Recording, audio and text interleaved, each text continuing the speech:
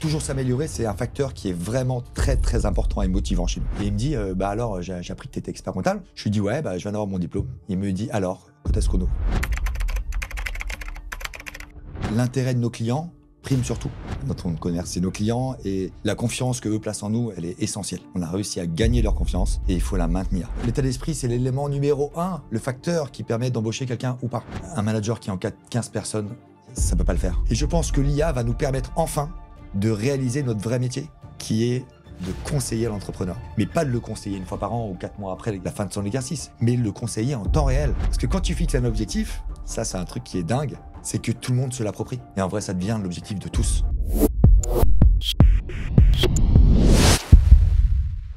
Salut et bienvenue dans un nouvel épisode du podcast Counter. J'espère que vous allez bien aujourd'hui. Nouvel épisode, nouvelle masterclass avec un invité qui s'appelle Cédric Meyer. Tenez-vous bien, il a créé son cabinet en 2001. Aujourd'hui, il y a 120 collaborateurs, un chiffre d'affaires de 16 millions d'euros. Alors, en 2023 ou 2024, tu préciseras peut-être un peu les chiffres après, mon cher Cédric. Et 7 associés qui composent le cabinet CK. J'aime bien ce cabinet parce que moi aussi, je suis client de chez CK. Donc, c'est aussi pour ça que je pourrais aussi, dans le cadre de cet épisode, apporter mon expérience et ma lecture aussi sur l'accompagnement des collaborateurs. Tu vois, je pense que c'est aussi intéressant qu'on puisse avoir des exemples et des cas concrets. Merci Cédric d'être là dans cet épisode. Je suis très heureux de t'accueillir. Merci Nicolas pour l'accueil. Je suis très heureux d'être là également. Alors, pour la petite anecdote, c'est que là, à l'instant, on vient juste de tourner un épisode avec Levana, qui est expert comptable mémorialiste chez CK. Et donc, j'avais envie d'avoir cette lecture un peu, tu vois, qu'est-ce qui se raconte dans le terrain et puis cette vision aussi du dirigeant. J'aurais une première question, Cédric. Qu'est-ce qui t'a poussé à rentrer dans la filière comptable et financière déjà des années en arrière ?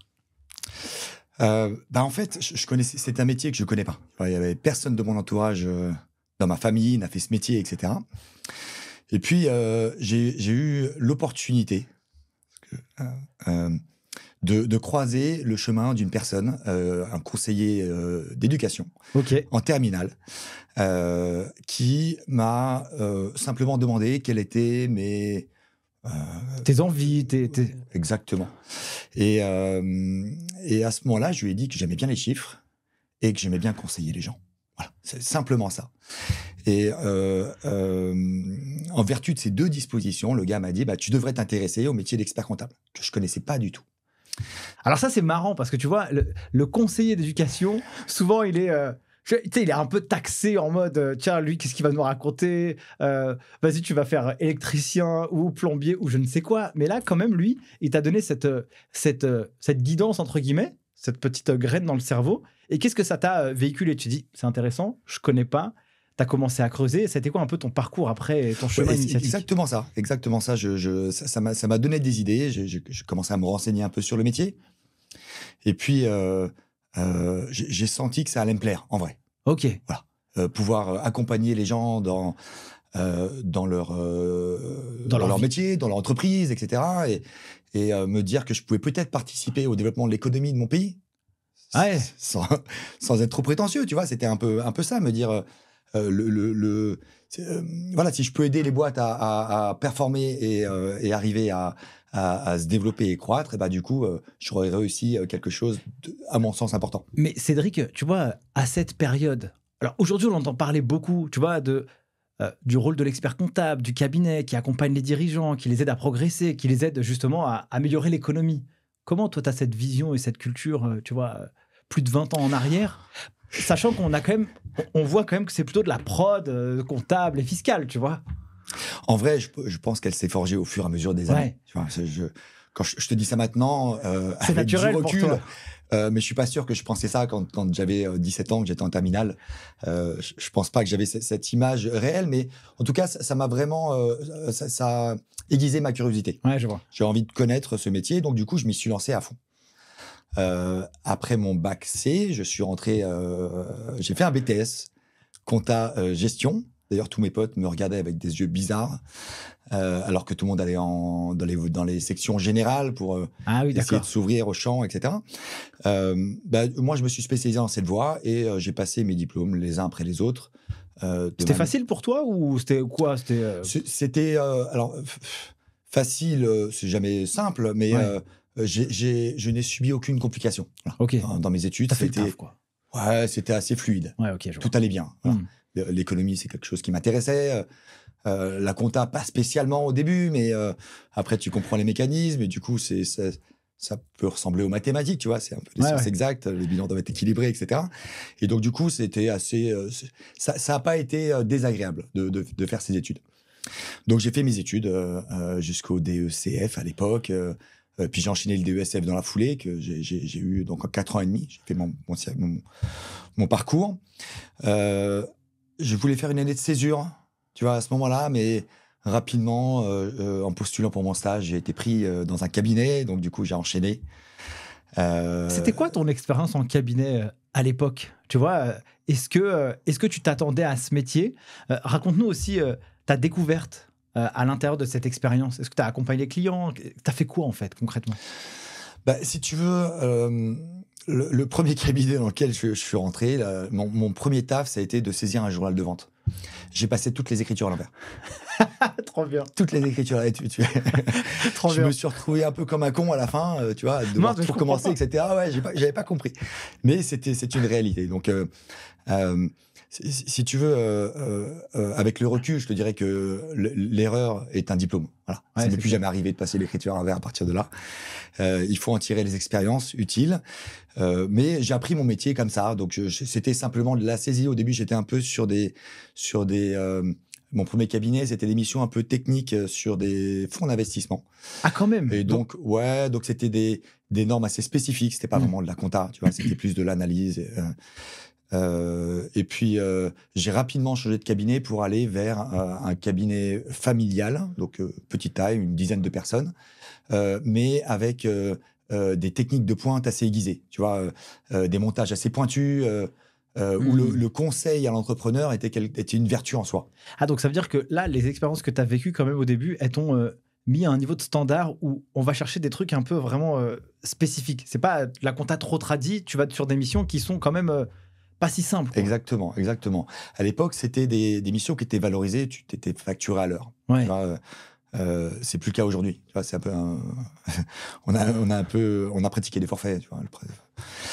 On pratique des forfaits aujourd'hui, mais à l'époque, ouais, c'était des missions à valeur ajoutée. Tu vois, bien qu'on ait une partie de compta, mais il y avait beaucoup de révisions. Okay. Et si tu veux, j'écoutais tous les conseils prodigués, soit par le chef de mission que j'accompagnais, parce que j'étais encore novice à cette époque-là, ou par l'expert comptable. Tu vois, c'était des choses que j'avais vraiment envie d'y participer. Tu vois, j'étais à l'époque, un stagiaire expert comptable était payé au SMIC. Ouais, c'est clair. Ouais. Et tu étais content d'avoir un cabinet qui t'accueille, hein, c'était ça. Et j'étais en fait, tout ce qui m'apportait pour moi, c'était pas l'argent. J'étais pas vraiment, comment dire, j'étais ni dans le besoin, ni d'excédent, hein, dans ma famille. Je vivais simplement chez mes parents, etc. Mais si tu veux, le plus important pour moi, c'était l'expérience que j'avais tirée de mes premières années de stage. C'est ça que tu as cherché. Tu t'es dit, il faut que je devienne un très bon technicien ou il faut que j'acquière des compétences pointues. Un pote de mon père m'avait dit, plus jeune, peu importe ce que tu fais, il faut que tu sois le meilleur. Alors, je rectifie parce que aujourd'hui, je pense pas qu'être le meilleur est un objectif en soi, mais en tout cas, être bon dans ce que tu fais. Oui. Toujours s'améliorer, c'est quelque chose qui est aussi important chez nous, chez CK. On vise l'amélioration constante et pas la perfection, on ne l'atteindra jamais.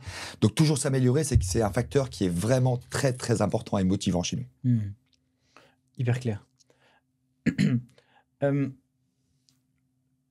passe un peu les éléments sur la partie stage. C'est quoi le point de rencontre à partir du moment où tu vas créer CK?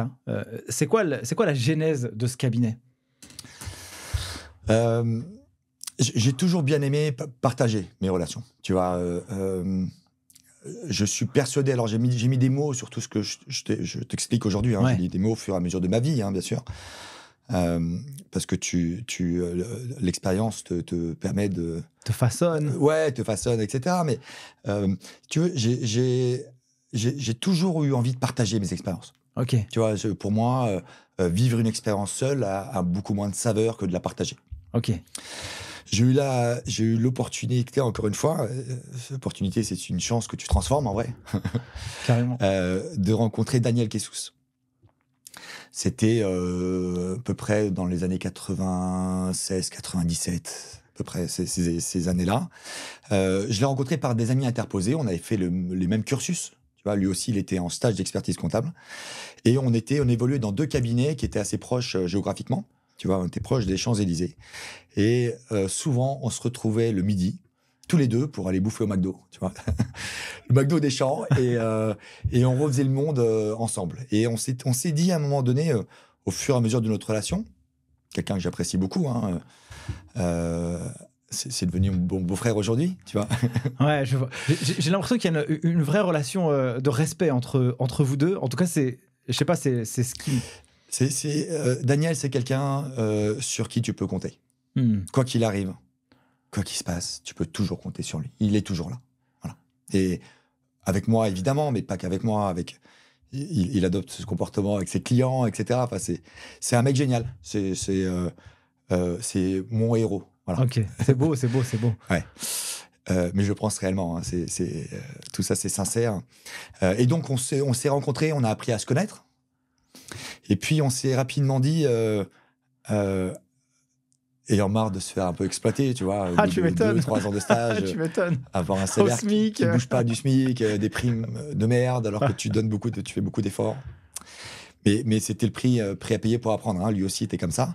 Et on s'est dit, le premier qui est diplômé. Ça, c'était l'époque d'avant, hein, en fait. Ouais. Ça, c'était normal, en fait. C'était normal. Ouais. On était éduqués comme ça à l'époque. Ouais, bien sûr. Passer des nuits au bureau, c'est pas quelque chose qui nous dérangeait, tu vois. C'est l'école, quoi. Tu vas apprendre, bosse et tu vas apprendre. Exactement. Et tu te rattraperas plus tard. Voilà, tu gagneras plus tard. Et donc, en 2000, je passe... Alors, je passe mon mémoire. Voilà. Je change de cabinet. Tu vois, je vais dans un cabinet plus gros, etc.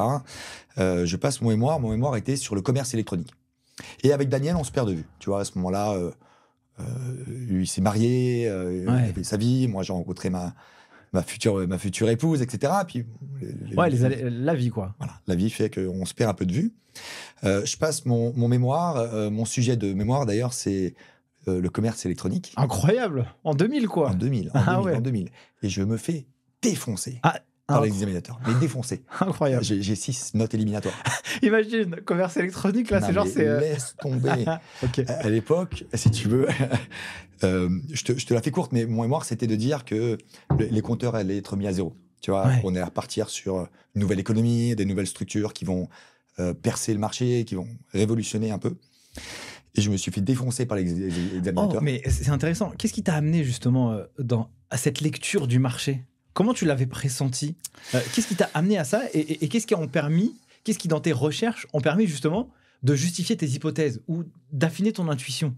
Parce que tu vois, c'était quand même assez précurseur, tu vois. À vrai dire, tu sais même pas. T'as des intuitions comme ça qui arrivent. Internet est arrivé chez nous en 98, je crois, vraiment à percer.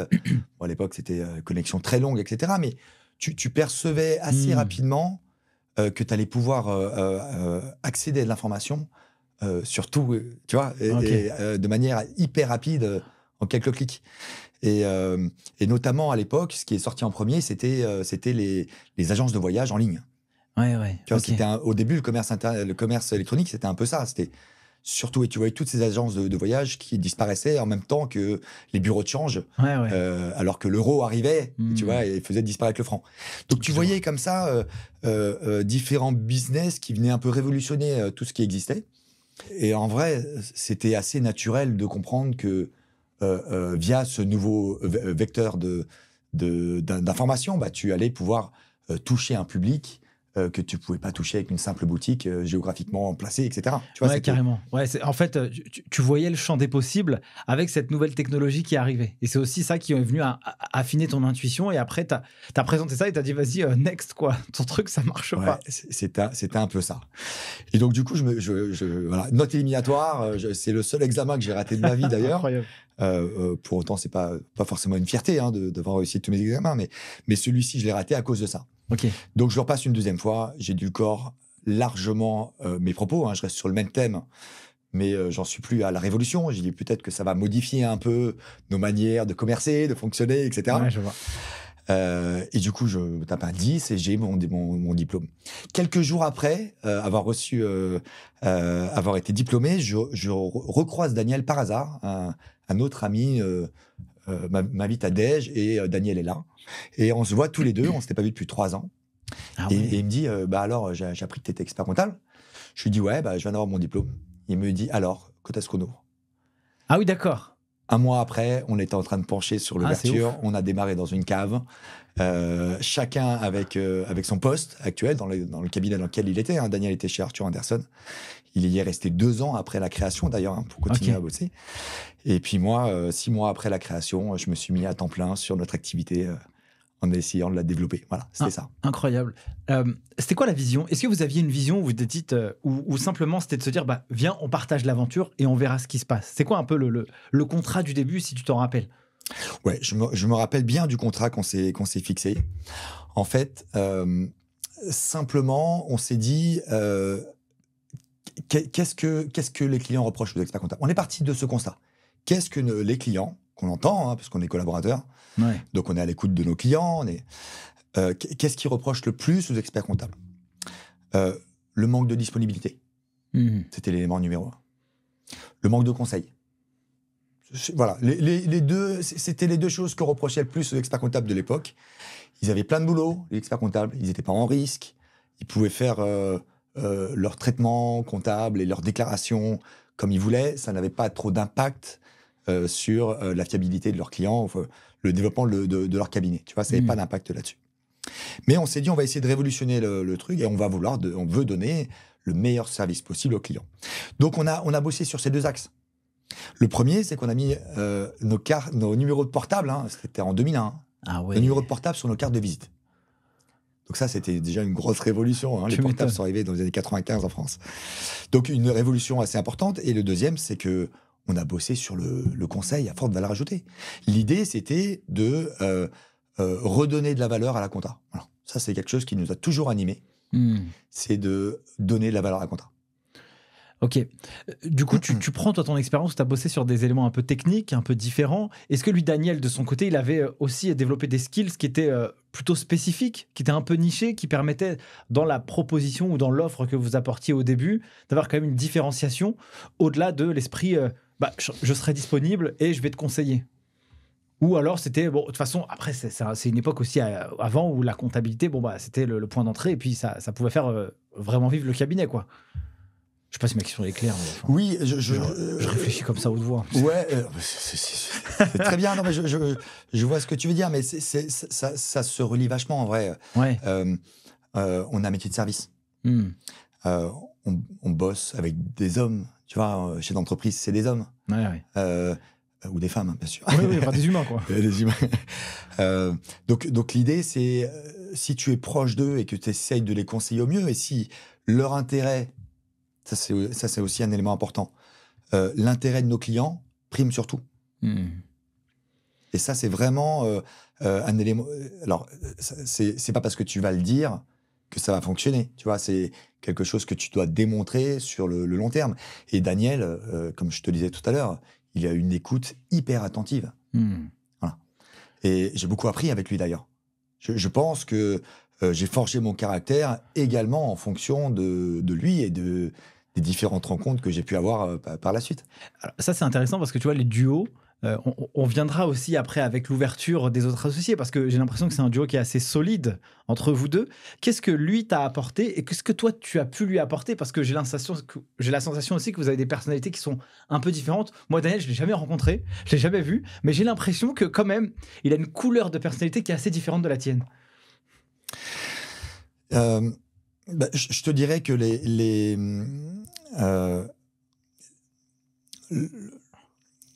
les gens différents se complètent bien. Oui, bien sûr, carrément. Ouais. La complémentarité, elle est d'ailleurs parfaite entre nous. C'est-à-dire que lui, il a ses skills, c'est cette capacité à pouvoir ressentir l'humain et le mettre à l'aise, et faire en sorte d'essayer de résoudre tous les problèmes qu'il puisse avoir.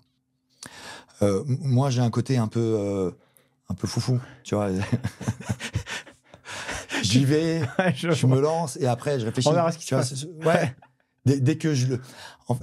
Tu sais quoi, en ce moment, il y a un élément très important qui nous anime chez CK, c'est le partage de connaissances.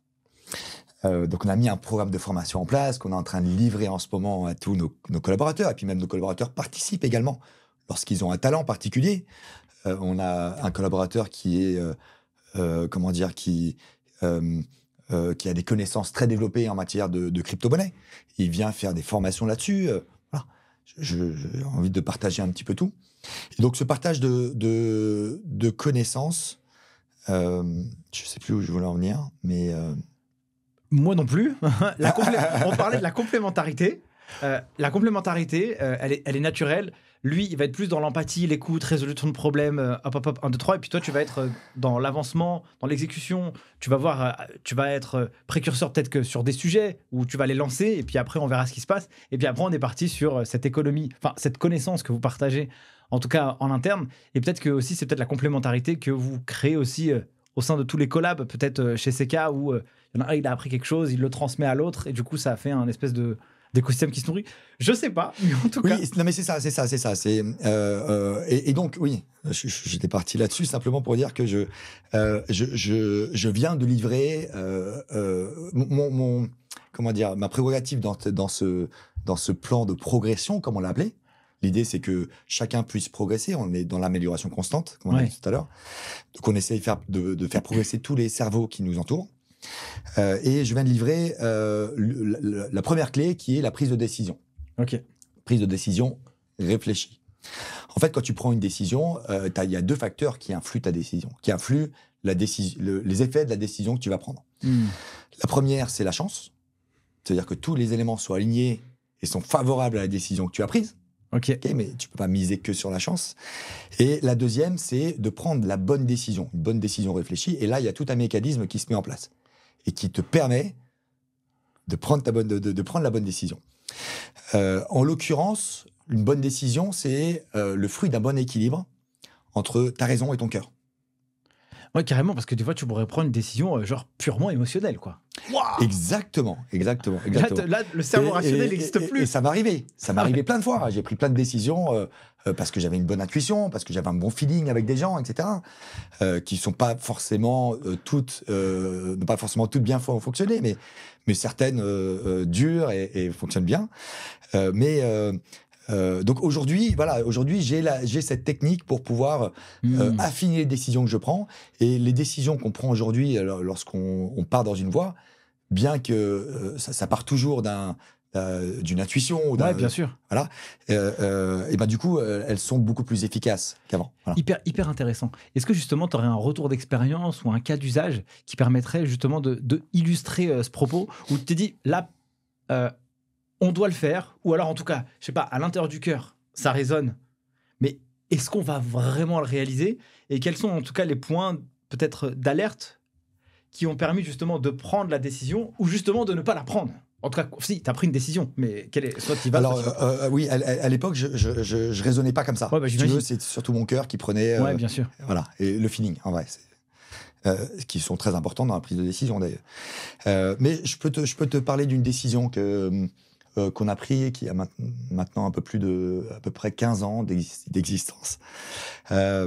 J'ai fait mes études avec donc mon BTS compta, avec une personne qui s'appelle Francis Ramia Ramanana, qui est malgache, pour le coup, qui était venu étudier en France après son baccalauréat passé à Madagascar, et on était potes. Voilà. Ça se passait très bien, et il voulait... Ça lui aurait fait plaisir que j'aille visiter son pays avec lui à ce moment-là. J'avais pas les moyens financiers pour le faire, et puis certainement d'autres prérogatives à ce moment-là. Et puis on s'est perdu de vue dans les années 95, dès que j'ai démarré mon stage, on s'est un peu perdu de vue.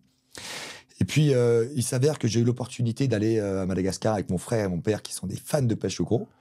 Je les ai suivis sur un voyage en 2006, et en rentrant, j'ai tellement aimé ce pays, et puis en vrai, tu découvres l'Afrique, un pays hyper résilient. Ouais. Tu t'aperçois que nous, on est des enfants gâtés, en vrai. De ouf. Voilà. De ouf. Et du coup, ma réflexion, c'était de me dire comment est-ce que je vais faire pour retourner là-bas. Première réflexion. Je recherche mon pote, je le retrouve sur Internet, il vient à la maison avec sa femme, on discute, et je lui dis, mais c'est quoi tes projets de vie? Et il me dit, mon rêve, j'ai fait mon mémoire là-dessus, c'est de pouvoir repartir dans mon pays pour développer le tissu économique local, en bossant avec des boîtes françaises, etc., sur la compta. Écoute, 6 mois après, on était là-bas. On a embauché le premier salarié. Incroyable. Et tout ça au feeling. Bon, alors c'était mon pote, j'avais vécu avec lui pendant 2 ans, on avait fait nos études, on avait fait notre BTS ensemble. Oui, tu le connaissais quand même. Je tu savais connaissais, qui il était. exactement, Okay. exactement. Et aujourd'hui, à Madagascar, j'y suis allé il y a quelques semaines, et le cabinet sur place a 400 personnes. Ah ouais. Je travaillais des cabinets français et avec un management hors pair. Enfin, vraiment les techniques de management qu'on a ici, où on essaie de faire en sorte que tout le monde se sente à l'aise pour donner le meilleur de soi. En vrai, c'est ça. Chaque personne épanouie va donner le meilleur de lui-même. Hyper clair. Et donc, si je reprends un peu la rétrospective de ton histoire, c'est que c'est marrant, hein. Dans la vie, c'est une espèce de succession de rencontres à certains moments qui viennent piquer quelque chose, qui viennent s'accrocher dans ton parcours. Donc, il y avait lui. Et puis finalement, hors sujet, tu vas avec ta famille faire des vacances. Tu vois quelque chose et il y a un espèce de coup de cœur qui te vient, tu dis, ça m'a accroché, quoi. Et donc après, tu l'as recontacté et c'est là que vous avez pu construire cette nouvelle histoire. Ah, c'est incroyable. Okay. Je pense, enfin, la vie est une surprise. Hein. Ouais. Ouais, tu le sais, hein, la vie est une fête, la vie est une surprise. Donc, je vois pas comment tu pourrais prévoir. Alors, si tu te fixes des objectifs à 5 ans, 10 ans, c'est important de savoir là où tu voudrais aller, fixer un cap. Mais en vrai, c'est tous ces petits moments qui viennent s'intercaler dans ta vie et qui te font prendre des décisions biaisées par rapport à tes objectifs, bah, c'est génial en vrai. C'est ça la vie. Carrément. Du coup, je reprends un peu les prémices de ces cas. Là, vous êtes 120 aujourd'hui. Il y a plusieurs histoires aussi. Il y a l'association, puis après, il y a passé à 10 collabs, puis passé à 20, 50, 100. Tu joues pas dans les mêmes parties. Là, tu dois jouer la règle du jeu, elle est différente. C'est quoi l'histoire de 0 à 10 collabs chez vous? Comment ça se passe? Est-ce que c'est pas un peu perturbant? Raconte-nous un peu la vie de l'intérieur aussi, de monter un cabinet. Je pense que c'est intéressant aussi pour des jeunes qui se disent, bah tiens, j'aimerais créer soit un gros truc, mais créer un gros truc, avant de le créer gros, il faut partir aussi une étape, et c'est bien d'avoir aussi un retour d'expérience, tu vois. Alors, l'élément fondateur chez nous, c'est de prendre soin de nos clients. Tu l'as compris, notre commerce, c'est nos clients, et la confiance qu'eux placent en nous, elle est essentielle. On a réussi à gagner leur confiance et il faut la maintenir. Tu vois, ça, c'est vraiment l'élément important. Pourquoi je te dis ça? Parce que grossir vite, je vois pas comment tu pourrais ne pas négliger tes clients en grossissant vite. Sans poser les bases, sans tu vas tout casser, quoi. Mettre toutes les fondations, etc. Transmettre ce que tu veux faire à tes collaborateurs pour qu'ils puissent répliquer. Tu vois, ça prend du temps. L'économie de la connaissance, ça prend du temps. Carrément. Voilà. Et donc, forcément, ça nous a pris du temps. Donc, comment ça s'est passé? On a démarré à 2. Hein. On a démarré à 2 dans une cave. Comme je te l'ai dit, on bossait chacun dans un cabinet respectif. Hein. Moi, j'étais dans un cabinet franco-allemand d'une centaine de personnes. Daniel était chez Arthur Andersen, qui s'est fait racheter à l'époque par EY.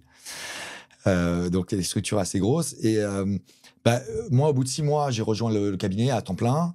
Daniel, au bout de 2 ans seulement. Et pour le faire venir, parce que du coup, on avait quoi, une vingtaine de clients.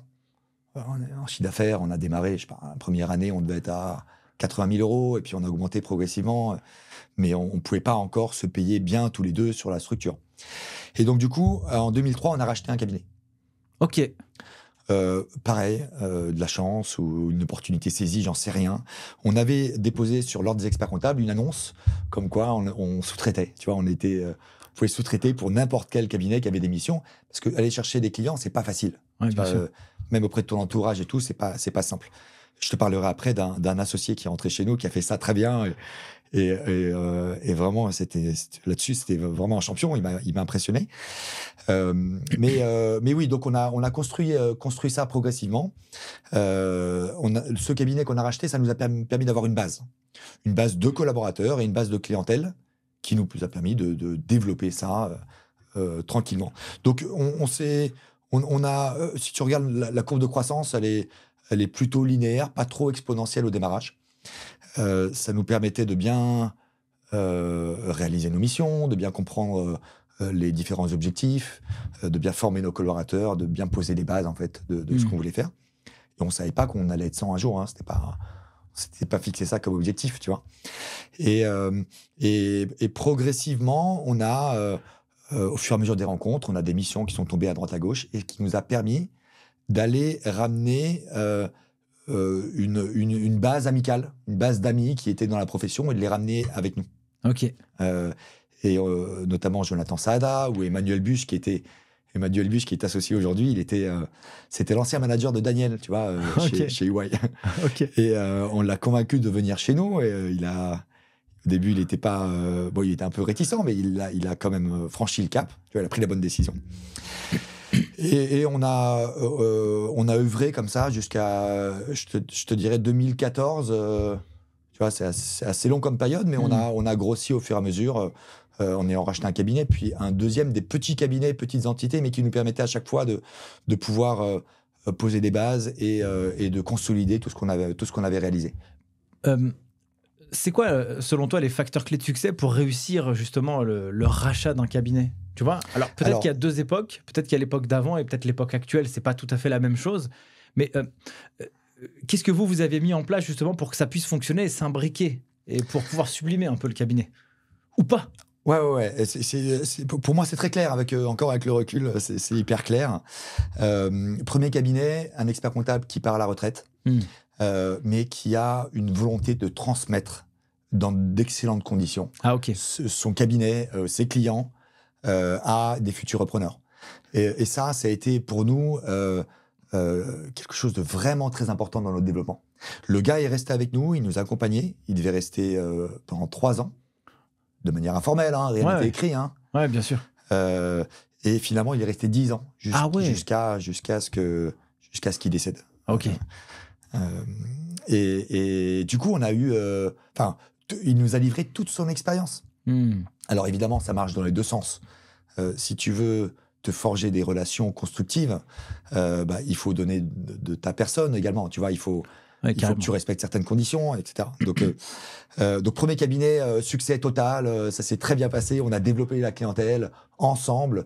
Il nous a accompagnés jusqu'au bout. C'était vraiment génial. C'est-à-dire qu'en fait, dans la culture à lui, dans sa vision, c'était de se dire, j'ai bossé, j'ai aussi envie que les gens à qui je vais donner tout ce travail, ils puissent aussi continuer le flambeau et s'occuper aussi bien des gens comme moi, je l'ai fait. Ouais. Mais sauf que vous avez une culture, c'est de se dire le client first, et il m'a fait confiance, donc je ne dois pas trahir ça. Ouais. Donc ce match, en fait, il était précieux. Ouais, c'est vrai. Ok. Et du coup, c'est peut-être pour ça qu'il s'est dit, vas-y, 3 ans, mais en fait, au fur et à mesure de vous côtoyer, du coup, il est resté aussi plus longtemps.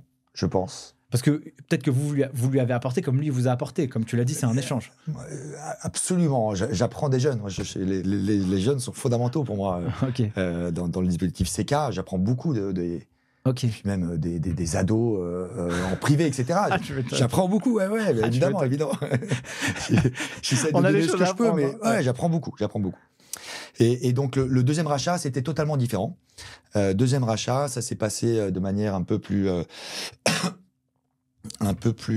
radicale, c'est-à-dire que l'expert comptable ne nous a pas du tout accompagnés.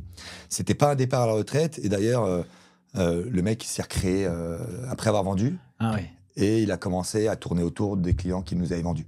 Ah ouais, c'est pas ouf là. Non, c'est pas ouf. Alors on a sorti les griffes, tu vois, on s'est un peu bagarré. On a notamment convoqué le Conseil de l'ordre, etc., pour qu'il y ait un arbitrage qui se fasse, parce que il nous piquait carrément les clients qui nous avaient cédés. Ouais, il y avait deux choses en fait. Non seulement ces dossiers étaient tout pourraves, il y avait des délits partout, en vrai, des comptes courants débiteurs de partout, etc., et qui nous mettaient en risque, sans que les clients le comprennent. En vrai, les clients ne comprenaient pas ce qu'on disait. Tu vois, on passait pour les martiens à dire il y a des risques dans vos dossiers. Ah bon, non, mais avec l'autre, il n'y avait pas de risque. Et puis la deuxième chose, c'est qu'ils nous piquaient les clients qui nous avaient vendus. Voilà. Donc, je te dirais que c'est compliqué à prévoir, ce genre de choses. Comment tu le vis, ça aussi? Alors, déjà, il y a un point, c'est que quand même, tu te dis, on avait un deal, vas pas te laisser faire quand même. Aussi, c'est pas la fête et tu vas te laisser couler et tu vas quand même, tu dis, tu sors les griffes parce que il faut que tu puisses à la fois peut-être racheter ton honneur, mais aussi avoir un deal qui soit fair et juste. Mais comment tu le vis, toi? Toi, tu te dis, je vais te défoncer, ça m'empêche de dormir.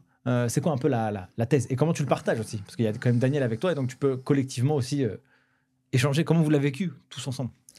C'était assez compliqué, hein, J'imagine, ouais. très compliqué, parce que du coup, la première année, t'imagines, quand on a arrêté les bilans et qu'on a vu tous ces défauts comptables à l'intérieur des comptes, c'était dingue, vraiment dingue. Des comptes courants de plusieurs centaines de milliers d'euros. Ah ouais, d'accord. Ok. Qui n'étaient pas révélés. Enfin, il y a plein de choses très bizarres. Et donc, il fallait à chaque dossier qu'on fasse une synthèse de toutes les problématiques, qu'on les fasse signer au client, qu'on lui explique. C'était une horreur. Ça nous a pris un temps fou. Et voilà, un temps fou. On a certes gagné en arbitrage quelques dizaines de milliers d'euros derrière, mais en vrai, on s'en foutait. Ça nous a tellement freiné dans notre développement à ce moment-là. Ouais, c'est ça. Je conseille à personne de pouvoir vivre une expérience comme ça. Enfin, je recommande un peu. Donc, faites bien attention. Ce que vous rachetez, aujourd'hui, vous avez des professionnels qui savent parfaitement vous accompagner là-dessus. Voilà. Donc, ça veut dire qu'il y a 2 expériences de rachat chez CK. Exactement. Et est-ce que demain, tu te dis, pourquoi pas refaire Est-ce que ça c'est dans votre roadmap, ou alors tu te laisses un peu Ça sera pas de la même manière, hein. Du coup, on apprend de nos erreurs, hein, bien sûr. L'échec est un diplôme. Donc oui, évidemment qu'on devrait refaire ce genre de processus, mais avec des jeunes experts comptables, pour le coup. Enfin, jeunes ou moins jeunes, c'est avec des experts comptables qui restent en place et avec lesquels on développe, avec des gens avec lesquels on a envie de partager et de progresser. D'ailleurs, je faisais un épisode avec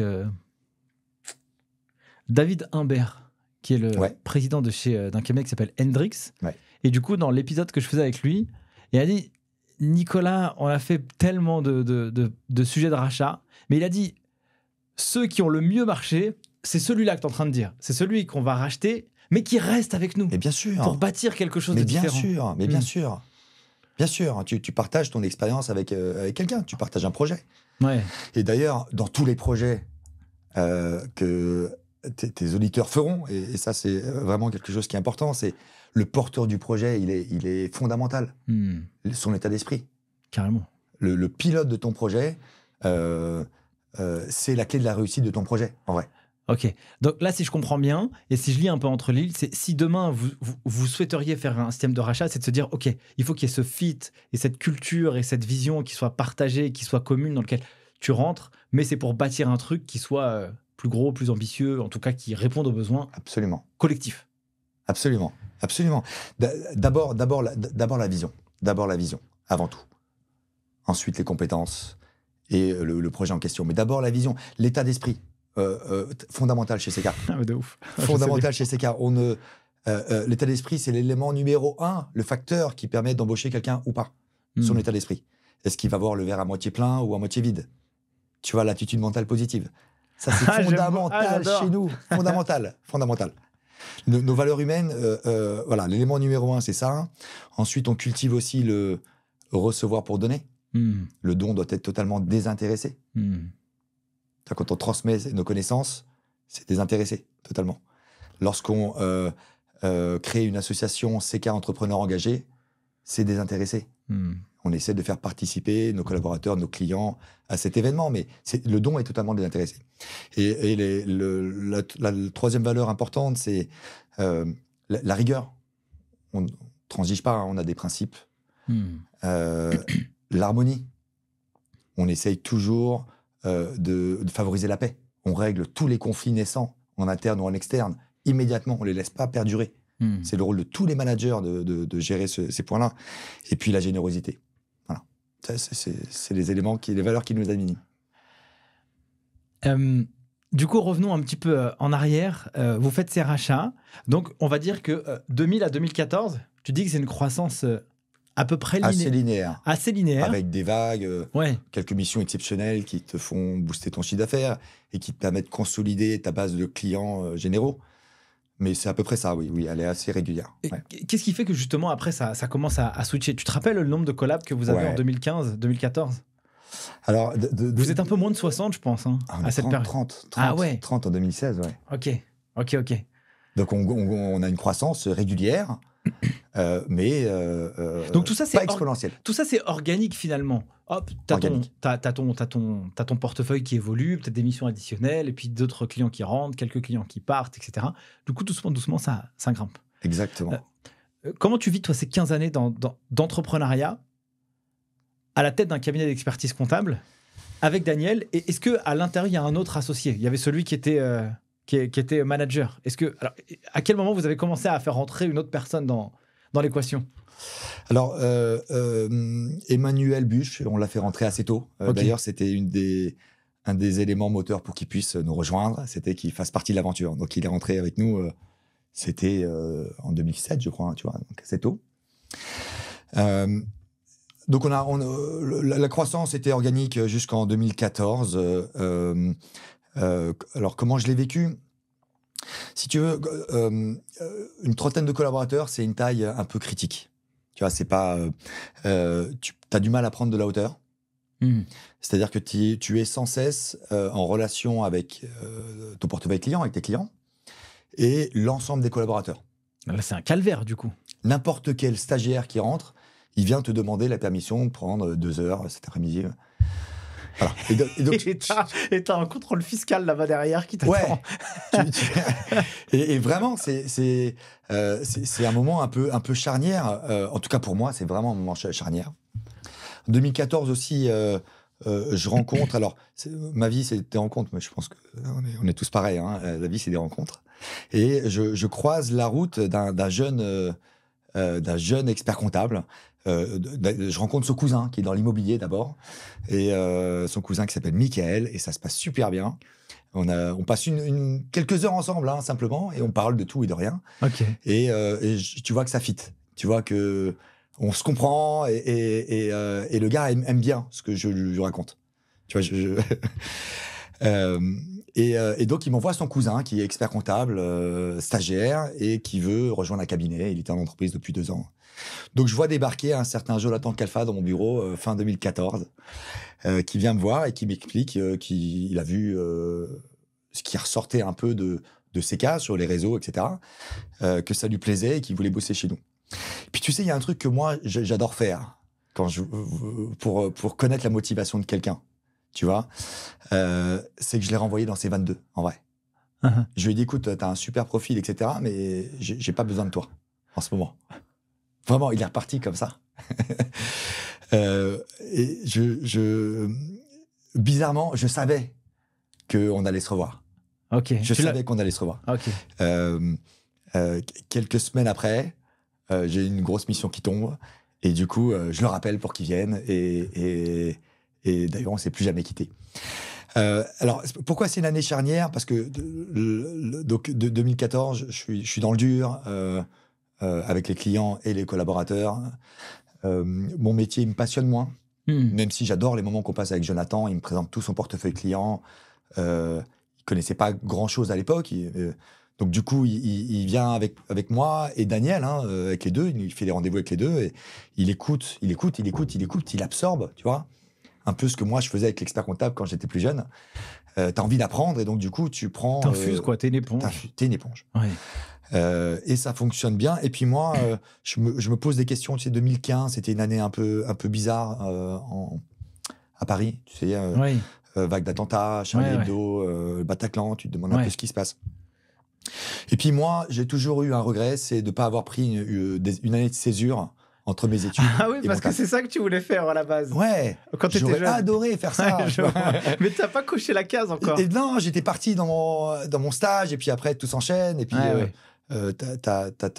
tu rencontres quelqu'un, et puis tu as des enfants, enfin bref, tu connais la vie comme évidemment.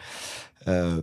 Mais donc voilà, je me pose la question, avec ma femme, on est sur la même longueur d'onde, et on se demande si c'est pas le moment de prendre une année de césure en vrai.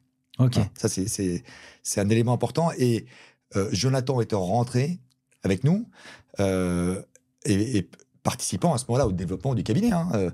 Même s'il avait peu de connaissances, le gars, il ramenait tous ceux qui croisaient son chemin en disant viens, on va t'optimiser, on va te faire des trucs super, ce qui était le cas. Et du coup, moi, ça me permet de prendre un peu de recul. Et avec ma femme, on décide de partir 1 an. Et tu fais quoi pendant ces 1 an? Écoute, et j'étais prêt à tout pour partir. Hein. C'est-à-dire que je suis allé voir mon associé Daniel et je lui ai dit, écoute, tu peux racheter mes parts du cabinet, aucun problème. Je sais que je m'en vais pendant 1 an, que je pourrais pas du tout suivre les clients ni les collabs. Et du coup, t'en avais besoin en fait. T'as fait un petit. Ouais, en fait, si je comprends aussi, c'est que tu vois, t'as fait 15 ans ou alors peut-être 20 parce que t'as charbonné aussi avant. Ouais. Et puis là, tu prends plus de plaisir. Ouais. T'as beaucoup de taf. Ouais. Et puis, du coup, en fait, on est juste humain. Hein. À un moment donné, on a juste besoin un peu de... Tu vois, genre, lâche-moi, laisse-moi kiffer un peu et on verra ce qui se passe après. C'était ça un peu ta thèse. Exactement. Ok. Exactement. C'était ça. Okay. C'était ça. Donc, ma femme démissionne. En vrai, elle démissionne le week-end du Bataclan. Tu sais, c'était un vendredi. Lundi, elle démissionne. Elle avait un poste de rédac chef d'un titre de Marie-Claire. Ok. Donc, un beau poste. Hein. Et puis moi, je dis à Daniel, voilà, je me casse. Et Daniel, il me dit, écoute, pas de problème. Ok. Pas de problème. Fais ta vie. Fais ce que tu dois faire. Moi, je t'attends. Et dans 1 an, tu viendras et on décidera ensemble. Ok. Ah, il t'a pas mis le couteau sous la gorge, entre guillemets. Il t'a pas... Jamais de la vie. Ok. Jamais de la vie. Il t'a pas mis d'ultimatum. Il t'a dit juste, vas-y, et puis on verra ce qui se passe. Vas-y, fais, puisque c'est quelque chose que tu as vraiment envie de faire. Vas-y, on verra quand tu rentreras. Et donc, Jonathan ayant déjà mis un pied dans la structure, on lui a confié pas mal de responsabilités à ce moment-là. Tu vois, Jo, il faut que tu me remplaces pendant 1 an. Comme tu peux, fais ce que tu peux. De toute façon, je serai pas là, donc essaye de faire au mieux pour que Daniel soit pas trop acculé par tous les événements, etc. Donc c'était un peu ça. Je suis parti 1 an en sac à dos avec ma femme et mes 3 enfants. Mon fils, le dernier, avait 3 ans, le premier avait 10 ans. Donc c'était un moment idéal en vrai. Masterclass. C'était fou. On a fait 26 pays. Ok. Rien n'était organisé. On avait juste pris un billet tour du monde avec 12 stops. À nous tu vois, on arrivait au Mexique et puis on partait 4 mois après d'Équateur. Donc c'était à nous de nous démerder et c'était un moment vraiment salutaire, une expérience de vie incroyable. Est-ce que tu as mis ta vie en off? Ouais. Et puis là, Mais en vrai, tes vrais besoins quand tu fais ça, c'est savoir quoi manger, ou dormir. Et si possible, savoir quoi visiter, où aller, etc. Et rencontrer des gens. Et en fait, dans ton parcours, tu rencontres plein d'amis à usage unique. Moi, j'aime bien parler avec les gens. Tu vois, les gens m'intéressent. Je t'ai vu à l'entrée, là, quand tout à l'heure, parce que là où on tourne, là, pour ceux qui ne savent pas, là où on tourne, on est dans un espace où il y a plusieurs bureaux, mais il y a une école aussi où ils font des études hôtelières. Donc il y a plein d'étudiants qui sont hyper bien sapés et tout. Et à l'entrée, donc moi j'arrive, je viens de voir et toi t'es en train de taper la discute avec eux, quoi. C'est rigolo. Ouais, les rencontres sont enrichissantes. Ouais. Tu le sais aussi, parce que tu reçois pas mal de gens, et donc du coup tu t'enrichis de leur expérience. Carrément. Et c'est quelque chose qui m'anime beaucoup. Et du coup, ce tour du monde, c'était incroyable, quoi. Des gens de tout horizon, des backpackers comme des gens qui vivaient là au Guatemala ou au Laos, etc. J'ai vécu des expériences incroyables. Vraiment incroyables. Ça t'a appris quoi, toi, ce parcours, cette année? Ça t'a appris quoi, toi, en tant qu'humain? Ça t'a appris quoi dans ton monde professionnel, sur l'étape d'après? Et puis, ça a appris quoi aussi à tes enfants? Parce que je pense que ça, c'est une expérience unique aussi, tu vois, pour eux. Peut-être qu'ils s'en ont pas rendu compte, mais c'est quoi un peu ton retour d'expérience par rapport à ça? Alors, à moi, ça m'a appris la résilience. Tu vois, on a traversé des pays où la pauvreté, elle est quand même assez présente. Et dès l'instant où les gens ont de quoi manger et un toit, ils remercient Dieu, quoi. Ouais. Et ça va, ça roule. Ouais, ils sont heureux. Ouais, ils sont heureux. Ils n'ont pas encore la pollution que nous, on peut avoir à convoiter ce que les autres ont, que tu vois les réseaux sociaux. Enfin, je comprends. Voilà, tous ces sentiments qui peuvent être négatifs, eux, ils l'ont pas. Tu vois, c'est de la vie en communauté. Et d'ailleurs, une petite digression, mais le communisme marche, mais uniquement sur des petites communautés. Pas quand tu veux développer, on a bien vu les modèles. Et à façon kibbutz, tu vois, ça marche vraiment. Et on a rencontré pas mal de communautés comme ça, où c'était hyper bienveillant, c'était beaucoup de sentiments de partage, d'appartenance. Voilà. Tout ça, c'est quelque chose qu'on a connu. Mes enfants ont vécu ça aussi, tu vois. Ils ont été... Parce que les enfants, c'est une porte d'entrée partout, en vrai. Ouais, c'est clair. Ils vont vers les autres sans aucun frein. Il n'y a pas de filtre, en fait. Il n'y a pas de filtre. Et du coup, nous, ça nous permettait d'avoir accès à des communautés au travers de ce que les enfants vivaient. Tu vois. Donc ça, c'est la première chose qui était vraiment importante. Et puis, le deuxième élément, alors ce que ça m'a pris dans ma vie pro, pour le coup, ça m'a permis de prendre un peu de hauteur, de prendre de la hauteur, vraiment, et de redéfinir ce que j'avais envie de faire.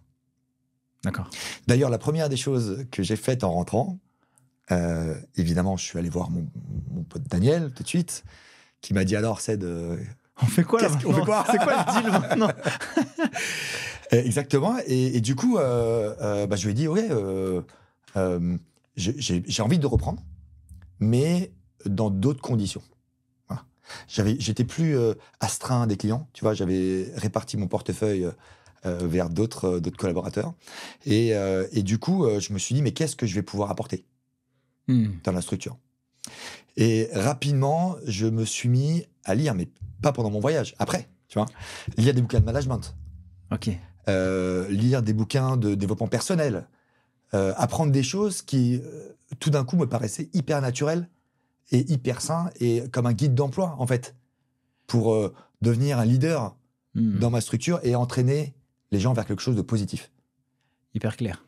Du coup, en fait, ce voyage t'a permis aussi d'identifier la zone qui était la plus enclin ou peut-être la plus naturelle pour toi, où tu te dis, ça c'est quelque chose qui m'anime vraiment. Et en plus, c'est marrant parce que au début de l'épisode, tu dis, moi j'aime partager.